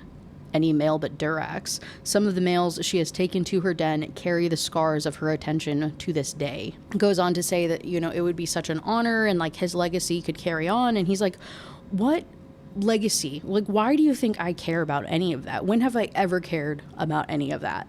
And he says, again, she has caused so much loss. I know your disputes with her, Onset continued. I lost as much as you, brood brother. I feel the pain of those losses as heavily as you. And yet you continue to serve her. I look forward to the future, Catan, not the past. We cannot unravel threads the weaver has already woven, but we can yet affect what is to come. We can ensure the things to come are better than what has been. You believe my mating with the queen would make things better? Accepting her would be for the good of our city, for your own good. For my good? Yes, you would not need to remain out here, and I would not need to worry of you so often. You know I'm here by choice, Onset. A choice you made in guilt. Guilt? Guilt did not drive me from Takaral, Onset. Though I carry it with me for every Vix slain under my lead, she drove me away. All the death was because of her. Those thorn skulls would have grown more aggressive had she not acted. Every Vix slain in that war died for roots, Onset. Mender roots for healing. Catan opened his mandibles wide and hissed, to make dye for her blood-cursed cloth, to serve her vanity, our friends, our mother and sire, our brothers and sisters. If not here in the tangle, then in the tunnels, digging deeper and deeper without time to build supports because she needed more black rock for her warriors and more gold and gems to ensure she shines the brightest, or in her silkworks because her dye masters tried to perfect her beloved shade and poisoned 24 weavers in the process. Jesus. So this is where we're getting all the lore of how this queen ended up killing off all of these people, right? Oh my gosh. And yet again, the sister's like, look, she wants you. She doesn't want anybody else. She wants you. But I do not want her. He'd always known that, even before the queen had turned her eyes toward him. Yes, the queen was strong and bold and confident. She was clever, striking, and beautiful. She was even capable of humor, but those qualities had always been overshadowed by two others, her insatiable ambition and her cruelty. Cut to more from Ivy's perspective, and she crawls her little way across the den, and there's like a cloth covering the opening of it, and so she moves it ever so slightly to peek out, sees Onset, and she understands enough of their language to pick up every couple of words, but there's definitely some words that she has never heard of before or she doesn't really understand. Mostly what she's picking up on is the familiarity between this woman and Catan, and she's just a jealous little monster, and she's realizing, like, what? It's none of my business anyway. What would it matter to me? Like, why would it matter? But deep inside, she knew that it would matter, that it did matter, like who this woman was to him. Onset departs. He turns around and looks her in the eye as she's like peeking through the curtain. So he gets back into the den and he's pissed because he's like, I told you to stay hidden. Like, you don't know what could have happened if you were seen. Like, you're lucky she didn't spot you. She's like, I'm sorry. I was curious. Who was that? He goes on to explain a little bit and explain how Onset is wanting him to be with the queen so the queen doesn't hurt him. And she says, hurt you more than the last time? Catan curled that arm around her, smoothing down her hair with his upper hand. You do not need to worry, Ivy. I will find a way. Ivy lowered her gaze, rested her hands on his forearm he'd wrapped around her, and stroked his skin. Faint scars marked his hide, even there. She knew his life had been one of conflict and struggle, knew he'd hunted and worked hard every day, but she hadn't realized he was out here to escape all that he had been through, or that he had lost so much, so many. Have you ever been happy, Catan? She asked. The hand in her hair stilled, his embrace tightened. Yes, he rumbled, as his claws resumed combing through her hair. I have known many happy days, but these last few have been my most happy. Ivy smiled and rested her head against his chest. The days I've spent with you are my happiest, too. Aww. We're in chapter 20. We are at the 75% mark. We are in the home stretch. One thing I can say about this book is that there is, in fact, no third act breakup. And it was around this time that I started to realize that and how many loose ends we had. And I said, oh no, this is like a trilogy. I'm not going to get any answers in this book, am I? Because sometimes when people have trilogies, they're like standalone, or it's, maybe like interconnected. No, not this one. This one is like a story told in 3 literal parts. Literally, and spoiler alert, not really spoiler alert, you're watching my video. Nothing gets resolved. Nothing gets resolved. And I was looking at the book descriptions in the other ones. Sure doesn't seem like anything gets resolved in the next ones either. So I'm kind of mad.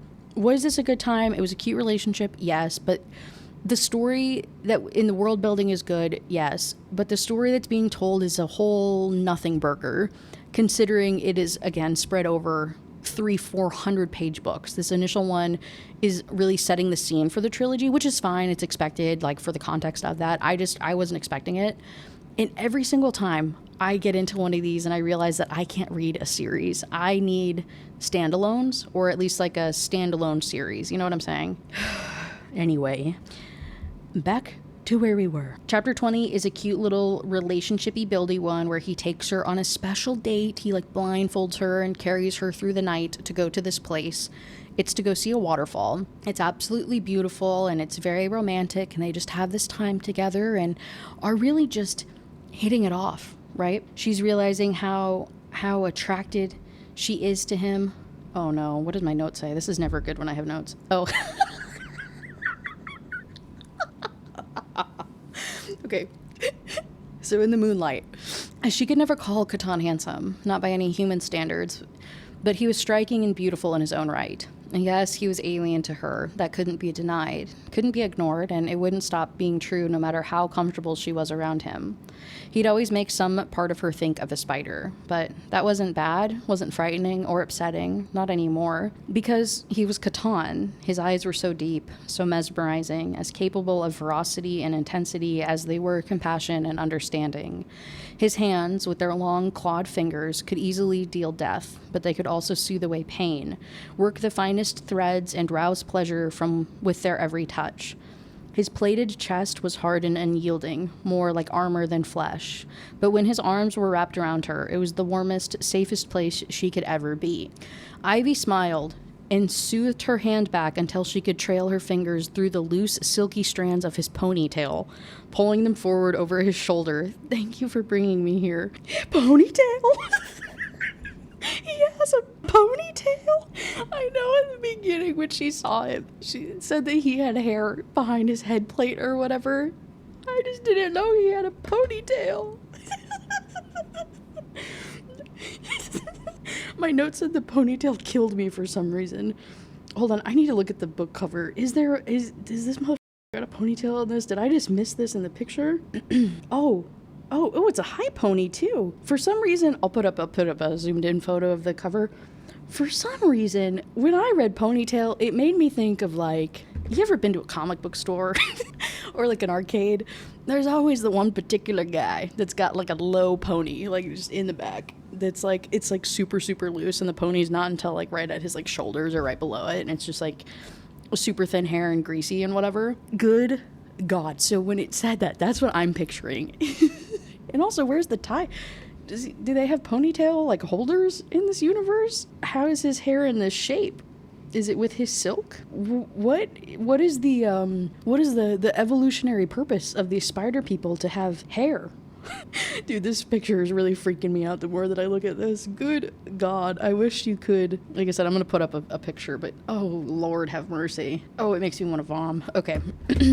Sorry, anyway, God, that's so funny. So they have this bonding moment and everything's super cutesy, and it gets to a point where he says, I cannot think what another world would be like, or that there is even anything beyond the tangle. What was your Earth like, Ivy? Some places are like this. Of course, not just like this, but similar. There are oceans too, where it's water as far as the eye can see, and deserts, which are hot and dry and sandy. There are also mountains, giant rocks that go up into the sky, some covered in snow. She glanced at him with a smirk. I bet you don't know what snow is. And he says, tell me. And so she goes on to describe all of this different Earth experience that she had to him, and he's enthralled and just loves to listen to her speak, and it's, again, very, very cute. He asks about her brood family, brood siblings and whatnot. She tells him about her family experience, that it wasn't very great, and then all of a sudden he asks if she has ever had a mate.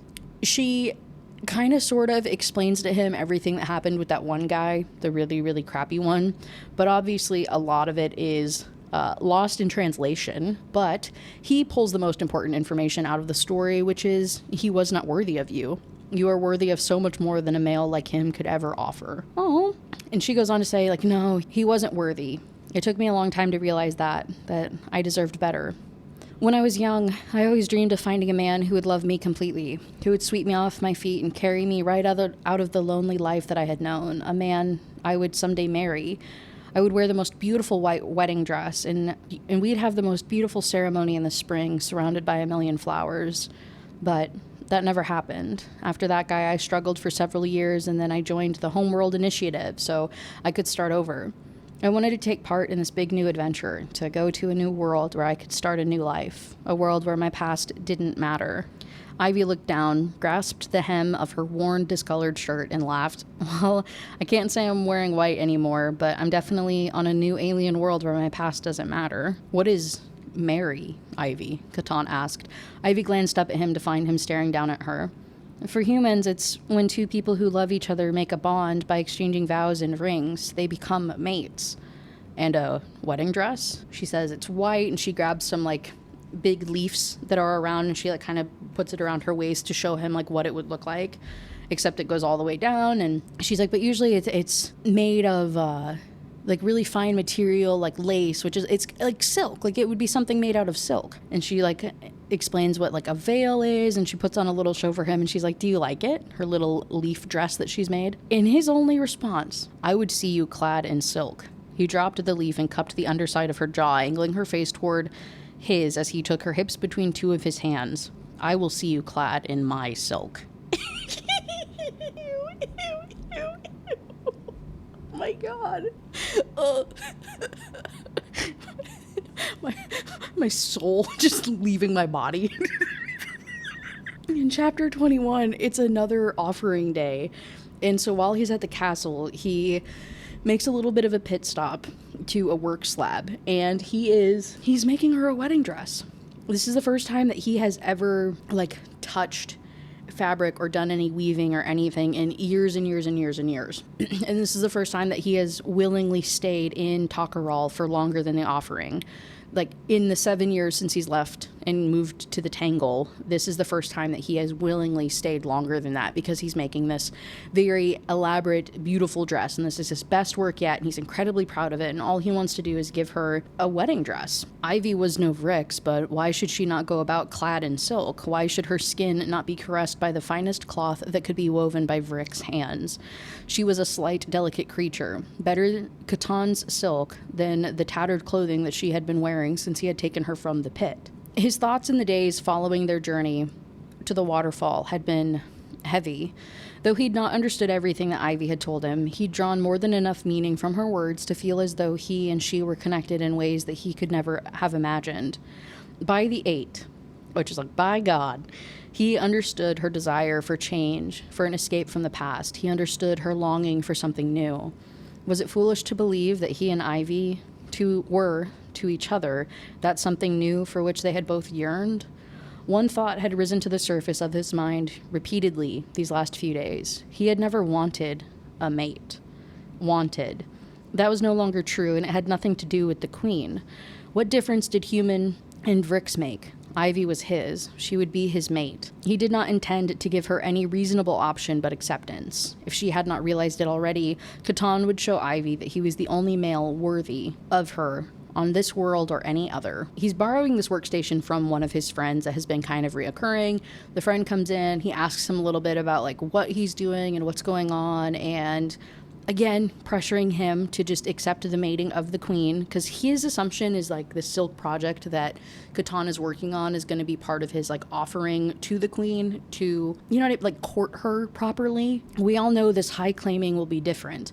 All of this building towards something Caton, something immense, and you cannot hide is what he's about to say, but all of a sudden they hear the booming footsteps of the queen and her fang. So all of the spider women that are all giants are all storming down these tunnels to come and see him, because she has eyes everywhere. So she knew he was here, and she's like, oh, I didn't even believe it. Kicks his friend out of the room and just like, again, assaults this man, trying to like get him to fall for her seduction tactics, I guess, for him to become her mate. She like emits these crazy pheromones to try and seduce him, and she has this whole time, and it's just never ever worked, especially not now that he knows Ivy's smell, and that's all he wants. And so she ends up grabbing the dress out of his hands. He had it like bunched up and hidden behind his back, but she knows that it's there, and so she grabs it and she rips it in half. Such a bitch, dude. And she's like, this had better be your efforts toward that end, toward him like working to court her. And then she storms out. She's like, this had better be worth it. This better not be the only thing that you're going to be bringing me to the offering for the claiming or whatever. So she leaves, and the second that the curtain for that room closes, he picks up the dress. He ran his fingers delicately along the tear. It could be fixed. More importantly, it could be fixed without leaving much sign of the damage. His friend comes back in and asks if Caton is okay, and he says, yes. I need to use your tools for a while longer, though. Oh. In chapter 22, back in Ivy's POV, she's hanging out in the den. He's been gone for a super, super long time, and she's just reflecting on everything that's happened lately and how he hasn't come home yet. And she's like, home? Do I think of this place as home? The word felt true. It felt right. But it wasn't really the nest, was it? It was Caton. It was he who made the cozy nest a home. It was he who made her feel safe, who made her feel cared for. And so she's having the realization of this is the best that she's ever felt, and this is the best and most loving relationship that she's ever had, and it's with a spider. Which, now that I'm saying it back to you, I'm like 99% sure she already had this realization like a couple of chapters ago. So why are we repeating ourselves? Obviously, it's just like the validation. Now they've moved into the love and acceptance of things, but you know what I'm saying? I always, like, my first read through these books, I usually end up having a different opinion, but like from the initial read versus when I go back and I tell you it out loud, because then I'm like, wait a second. Because I guess because I'm summarizing more for you guys, and so each chapter I'm like trying to pick out the main plot points or the important things, and I'm realizing how many times the same conversations or the same point is brought up, and just how repetitive some stories get. And this is one of those instances where I'm just like, God damn, dude. Like I said, it's still good overall, but definitely in terms of like things, probably like a 3.5 star. I would say 3.5 stars for this because of some of the things that I've brought up so far and some of the repeatingness. It's super, super hot. So she takes her clothes off, and there's like a cooled washcloth thing of water, and so she's like kind of bathing herself a little bit and thinking about how she was incredibly thankful for the body hair removal that had been provided to all of the colonists during training. She'd never have to worry about shaving her armpits, legs, or grooming between her legs again. All that remained was a small patch of hair above her beep bloop, which is so funny. I think that's one of those like very small people would ask about things that just gets like trickled in there, so that did make me laugh actually. And then this is where it gets weird, and this is the moment in all of my videos. I have one of my fighting demons moments where I don't know what to do with my hand, where I'm just like or my hyperventilating moments, you know. Every single book, every single one of these godforsaken videos has one of these moments where that happens to me, and that's what we're about to get into. So upon his return, he has the silk dress that he made for her, and it's beautiful. She puts it on. She's amazed. It fits perfectly. The silk is so cooling, but it warms immediately to her skin, and it's so comfortable, and you can tell how like durable it is, and it offers this layer of protection. And instantly, he is turned on beyond belief, because he comes home to all of this smell of her. He sees her clad in his silk, and he grabs her, kind of pins her against a wall. He has like one of his hands holding her hands above her, and then his other 3 hands are doing a bunch of other stuff.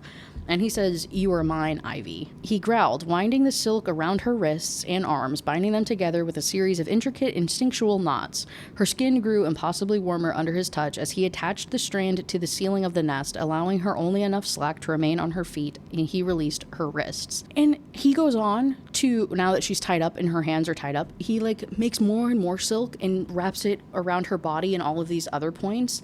And yeah, turning her to face him again, he raised his upper arms, stood high, and attached the strand to the ceiling at a dozen points, hoisting Ivy off the floor. So she's like, hey, what the fuck is happening right now? You literally come home, I put a dress on, and now you're like tying me up and I can't move, and I'm stuck floating in the air tied to the ceiling. Like, what in the ever-loving F is going on right now, right?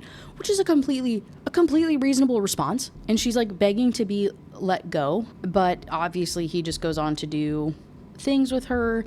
She's into it. She likes it. It's like, it's not non-consensual, but it definitely feels like it started off that way and it was a little sketchy, but she's into it, so it's fine.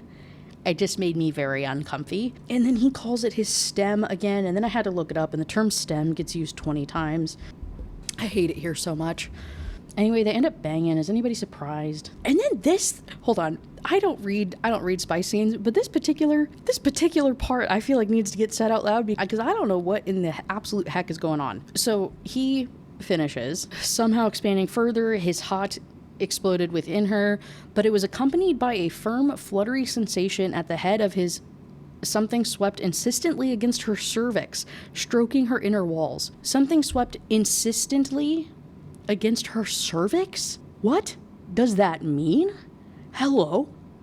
I don't know. I don't want to be here anymore. And so he finishes. It's crazy. He finally takes her down, and they're like having some little aftercare on the little bed thing, and he says, "Now you are mine, my mate." He smoothed his hand over her hair, "My heart's thread," which again is like really cute. I love the heart's thread thing. I just wish we could have said it without the cervix mention. Why did you need to touch her cervix? What does that mean? In the next chapter, in chapter 24. Oh, there was a mention earlier too. Okay, so actually I do need to bring this up. In chapter 22, when she was like using the whole washcloth thing and talking about how hot she was and whatnot in the room, she also talked about how she might be starting her period soon. Like she thinks that she's ovulating because she hasn't had her period yet, but that's expected because of the whole cryogenic thing, that it might take up to 6 months for them to like get their periods back. But she's like, but I've had heavy breasts and some like period cramping things, so maybe my body's just like reacclimating and like I'll start, my periods again soon, but maybe I'm just ovulating. And then this happens. And then in chapter 24, She wakes up after being asleep, and every muscle in her body had protested with movement. More than that, her sex throbbed, and there was a heaviness in her core. And I said, I swear to God, what did my notes say? She mentioned period stuff earlier. I swear to if this is a surprise pregnancy, I'm swinging. It's not in this book, at least. I don't know what happens next. I don't know what happens in the rest of the series, but at least not in this one.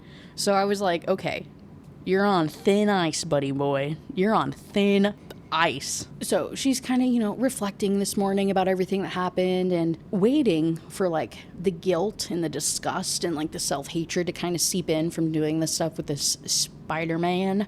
But it never comes. It all just felt right. None of it ever came. None of these bad feelings or like that she had done wrong. But all of a sudden, when he brings her food, he makes a joke about them hooking up again later that night. And she says, Catan, what happened? What do you mean, Ivy? Last night when you tied me up and we mated. I know that, but like what happened? Why did you suddenly do that? Because you are mine. Now eat. What do you mean because I'm yours? I conquered and claimed you. You are my mate. Now eat, Ivy. I will not have my heart's thread go hungry. I'm not hungry. So you're saying that you conquered me last night to mate because you wanted sex, right? That's all? Because you are my mate, he said firmly, lowering his hand. As I bound you, we are now bound. Our threads are intertwined. He crossed two of the fingers on his free hand. They are as one. We are as one. But you can't just decide that. His mandibles fell. He placed all of the fruit on the floor and rose swiftly, drawing himself up to her in a single stride. Before she could react, he had his arms around her and he pulled her against him. His claspers circled her waist and locked her there. Ivy pressed her palms to his chest and stared up at him with wide eyes. The 8 willed that I find you, and from that moment I saw you, touched you, scented you. I knew you were mine. None have gone to the dark place but me. None could have found you but me, because you were always meant to be mine, Ivy. All my searching has been for you, though I did not know it, and all your waiting was for me. But you're a Vrix, and You are my female, my mate, my heart's thread, and if I must conquer you again and again to make you understand, I will do so. And then they end up hooking up again, and so then I'm like, hey, so what was the point of that? What was the point of any of that? You knew what he said. He said mates from the beginning. And like, you just had a reflection and realized that you didn't feel disgusted by what was happening. You're also stuck on an alien planet. And you've made it clear multiple times that he's the only thing ever that has ever taken care of you or made you feel wanted. Why are you being weird about it? Why are you pushing back? Is this the abandonment thing coming up? Is this some internal like trauma problems? Why are we doing that? Why did that conversation need to happen at all? So after they're done banging, he says, now do you understand, Ivy? It was decided before we ever met. You were meant to be mine, which I love. I love that sentence in particular. I think that's like so cute. Some of the writing in here, there was a couple of quotes and whatnot that I was just like, damn, that's a good sentence every now and then. And in chapter 25, they go to the waterfall during the day, and Catan is just reflecting on life and kind of the pushback that she had. He used to come to this waterfall when like he needed alone time and things to think and, just kind of reflect on the world. Sometimes he wondered about the waterfall, about its size, its power, its tirelessness. Vrix had wrought impressive things in Takarol, but this waterfall was so much more. If the 8 truly walked in the forms of Vrix, how immense were they to have crafted this waterfall, to have raised this jungle? He turned his head to glance at Ivy, who was sitting on the rock beside him, weaving suncrest flowers into a delicate chain.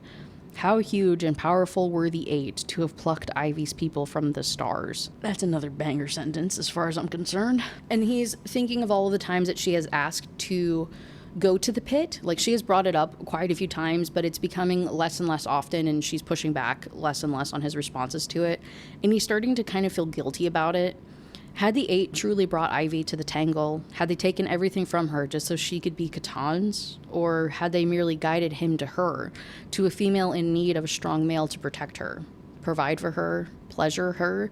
She was his. He had no doubt about that and never would. And though how didn't matter, he couldn't help wondering at the forces that brought them together. He could not help wondering whether he was right in refusing to bring her to see the place where he had found her. He did not fear the spirits in the pit. He did not fear the danger of the climb, or the beasts that prowled the surrounding jungle.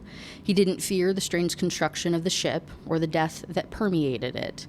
His true fear, all along, his true reason for denying her request, was of losing her. What if something went wrong and he failed to protect her? What if the spirits wanted her back? What if she saw the male humans and decided she wanted them instead? But now is different. Now Catan and Ivy were mates. They were bound. They were ensnared by one another. Hey, it did the thing. It's the title of the book. The high claiming had been yesterday. He had been expected in Takarol and had known the potential consequences of his absence, and he'd spent the day with Ivy instead. Catan had made his choice. She was his mate. He had taken her several times without so much a thought of the queen. She interrupts his thoughts. They have a little cute back and forth. She says she wants to kiss him. He doesn't know what a kiss is. She explains it to him. They do it. It's like I'm reading that lizard man romance all over again. And the other one. Wasn't there another one? And the alien cowboy. So often. Again, I need a bingo sheet. I, honest to God, might make one for these monster romances where they explain kiss and then the guy really, really likes it. And then it ends up like being a whole thing. And then they hook up again. And in chapter 26, she is on his back and they're going through the woods or through the jungle, and they end up passing their den. And they keep going, and he is taking her to the ship. She doesn't really know this until they're already there, but she's like, holy crap, this is so exciting. But she's thinking, would she be able to bear what awaited her? Perhaps she'd find closure, but it wouldn't be likely to provide her any comfort. There was a high chance that whatever hope she held on to, all of this time would be obliterated down there, that this would force her to accept the worst case scenario as reality, that she really was the only one. They reached the bottom of the pit, right, to where the ship is, without incident. Catan stretched his rear legs behind him and pushed away from the wall. He trudged through the black water pooled at the edge of the crater, kicking up that foul odor anew, and followed a gradual incline that led onto land. Not dry land, but it was better than nothing. An orange glow lit up the crater, bathing the debris in an eerie light and casting solid black shadows. A huge shape jutted from the darkness and muck ahead, terrifying and familiar. It was the ship. It's also called Somnium, is the name of the ship, but I'm just calling it the ship. So, just so you know, there is additional lore. I'm leaving out a lot of stuff because I don't want to pronounce all of these words all the time. Because I think it's confusing. It's one thing to read it, and it's another thing to listen to things. I think it's just easier if I say sister or ship or douchebag guy rather than just rattling off the names of all these things. What do you think? Do you think that makes a difference for you guys? If I was just saying all these names, would you understand who was who? I don't think so. Not that you guys aren't smart, but there's just a lot of things. It's a lot of stuff to take in if you're not like reading it directly. Anyway, chapter 27, they're approaching the ship. They are going inside the wreckage. The wreckage was covered in dirt, moss, and vines like everything else that she had seen in this world. It was being swallowed up by the jungle bit by bit. How many years had it lain here? How many years had she lain here? For Ivy, the boarding of the ship had only been a couple of months ago, the day before she had awoken in Catan's arms. She had always known that time had passed, that years had passed, but it hadn't fully registered. It hadn't felt real. Catan hears something rustling around outside. It freaks him out a little bit. He stills. She stills. He can't sense anything else. And then he leads the way into the ship to kind of like clear the room and make sure that they're good to go. And eventually he puts her down and she starts kind of wandering about. The corridor was flooded with water on one side and that red glow throughout the rest. Every doorway she could see had a solid red light over it. Dead. All dead, that's what it meant. She was sure of it, though she didn't know how she could be, and her heart broke further with every door that they passed.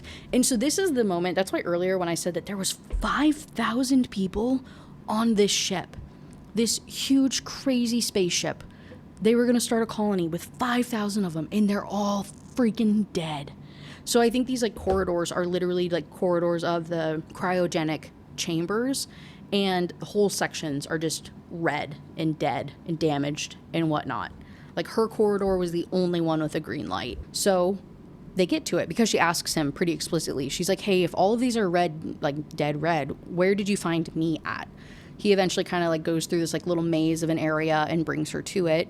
She opens it, touching this little panel, and a gust of crisp, fresh air blew over Ivy, startling in how clean it was, but her breath caught because of what she saw. The difference between the corridor and the chamber ahead was stark. The light in the chamber was pure white. The floors and walls were clean and polished, but for some faint muddy tracks, and hollow displays glowed bright in several places. It was almost as though this room had been touched neither by the crash nor by time. Only Catan had left his mark here. She stepped into the room, immediately going to the nearest cryo chamber. Her heart raced when she saw a woman lying inside. Alive, in stasis. The woman had light skin, delicate features, long black hair, and looked completely at peace. Amaya Hayashi. And she's like, we were friends, we talked, and moving away from the pod, Ivy continued down the center of the room, gazing back and forth at the cryo chambers that she passed. There were 7 people still alive in stasis, 3 men and 4 women. The others, it seemed that not all the deactivated cryo chambers had failed during the crash, given the varied states of some of the remains, but the result was the same. 12 were dead. Ivy stopped before the 8th cryo chamber. The lid was wide open, the bed inside was raised, and it was empty. 8. She realizes, this was mine. That's why you called me 8. So finally she goes into the control room. Like, she sees this panel and she realizes, okay, this is the moment of truth. Like, I can access these systems. The display was filled with alarms and warnings and error messages, many of which were flashing dully, as though their urgency had long since passed, but they were helpless to do anything other than persist. Which is another banger sentence. As though their urgency had long since passed, but they were helpless to do anything other than persist. In front of all of them was a single larger window, in which the numbers of errors and alarms were listed, both of which were in the hundreds. At the bottom was an icon marked Status Report. Ivy lifted a trembling hand and touched the holographic icon. All systems critical, announced the computer through the unseen speakers in a monotone, disinterested voice. Auxiliary power, 94.1% depleted. Total system failure in approximately 2 years, 36 days, and 2 hours. Navigation data corrupted. Current location unknown. Emergency signal inoperative. Immediate evacuation recommended. Further information, please enter crew clearance code. Ivy stared at the display, unable to move, to breathe, to think, having never expected how hard the words that she had just heard would hit her. Navigation data corrupted. Current location unknown. Emergency signal inoperative. That meant that no one knew where the ship had crashed. No one knew where its passengers and crew had ended up. That meant that there would never be anyone coming to look for survivors. That there would never be any rescue from this planet for Ivy or any others. And anyone left would be dead in 2 years. She swiped her hand across the holo display, dismissing the alerts to reveal a generic login screen with the Homeworld Initiative logo as the backdrop. It was entirely unremarkable, but for one thing, the date at the bottom. June 23rd, 2284. Launch day had been the 10th of May, 2116. 168 years ago. The journey to the new planet was supposed to take 60 years. So again, how far away are they from the planet? When did they crash onto this? How many decades have they just been sitting at the bottom of this crater, dude?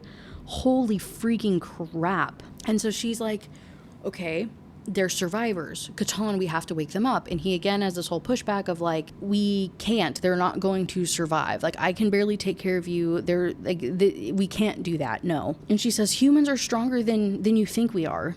You are stronger than I thought. But for the rest, here they will sleep. They will not know when they are dead. Out there they will suffer, whether they survive or not. It is the truth, Ivy, not of the tangle, but of life. Which, again, is a banger sentence. I'm so sorry. Like, there's, like, probably 5 or 6 sentences in this book where I had that moment. Oh, my God. They will not know when they are dead. Out there they will suffer, whether they survive or not. It is not just the truth of the tangle, but of life. And so she's like, so why did you wake me then? He's like, I did not know that it would wake you. I did not know you could, but I would do so again and again if I had to repeat that night, only for you. And she starts to push back again, and then all of a sudden, he stops her. because there's more rustling, and in the sudden silence, Ivy heard only two sounds. That of her pounding heart and a light, barely audible scrape in the corridor. They were not alone. Dun, dun, dun! So, chapter 28, the very last chapter of this freaking book. It is none other than Durax. So she hides behind one of the chambers.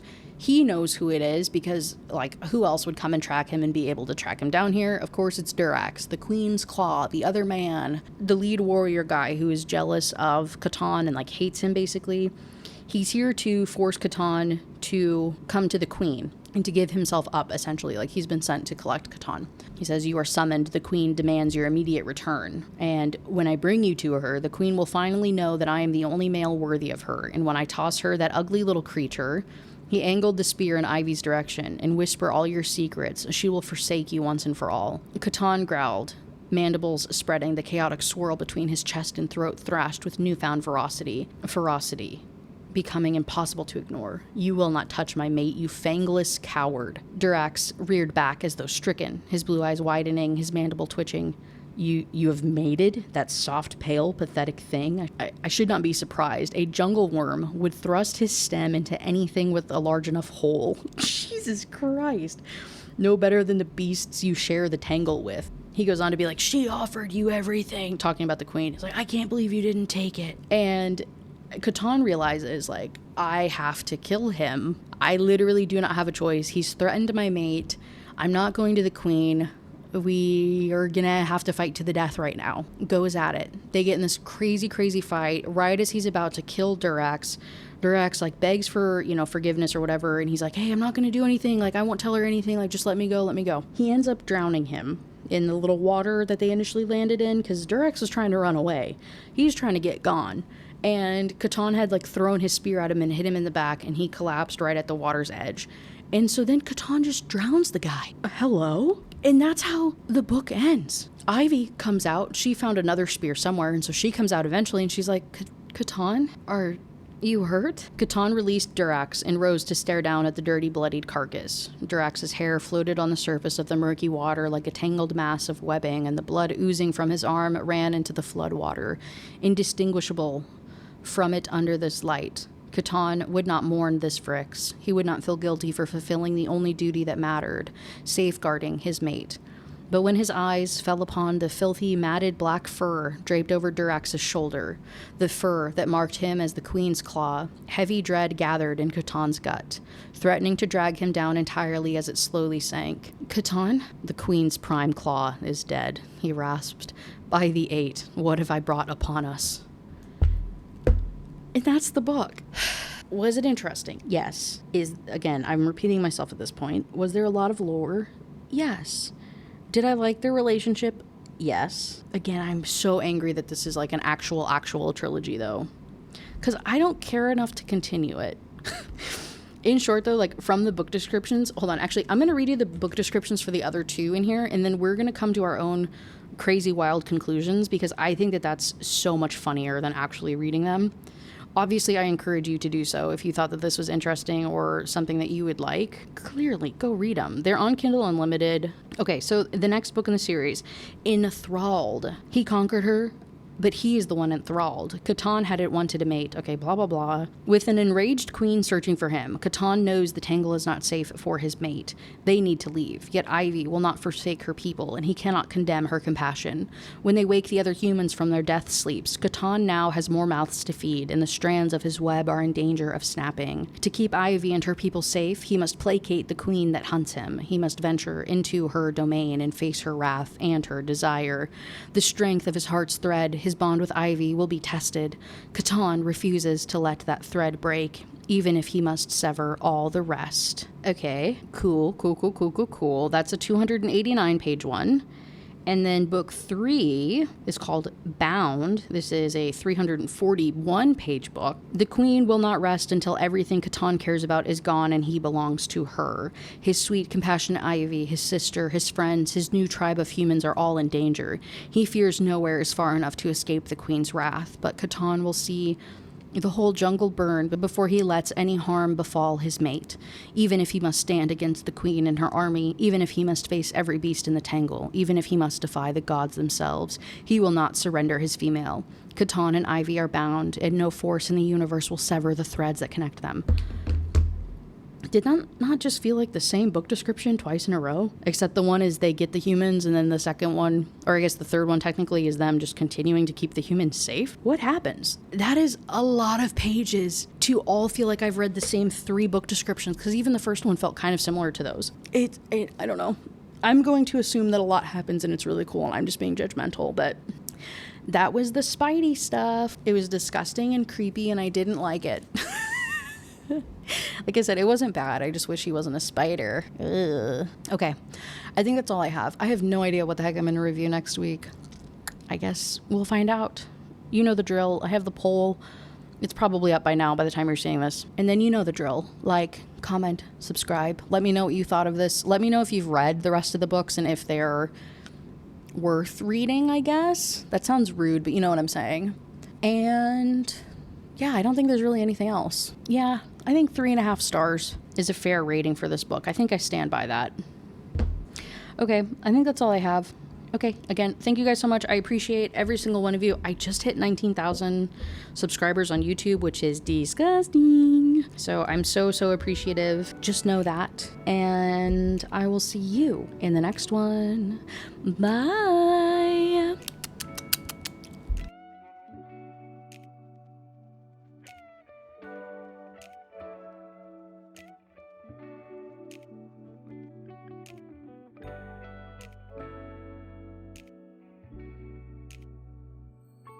Down, down, down, down, down, down, down, down, down, down.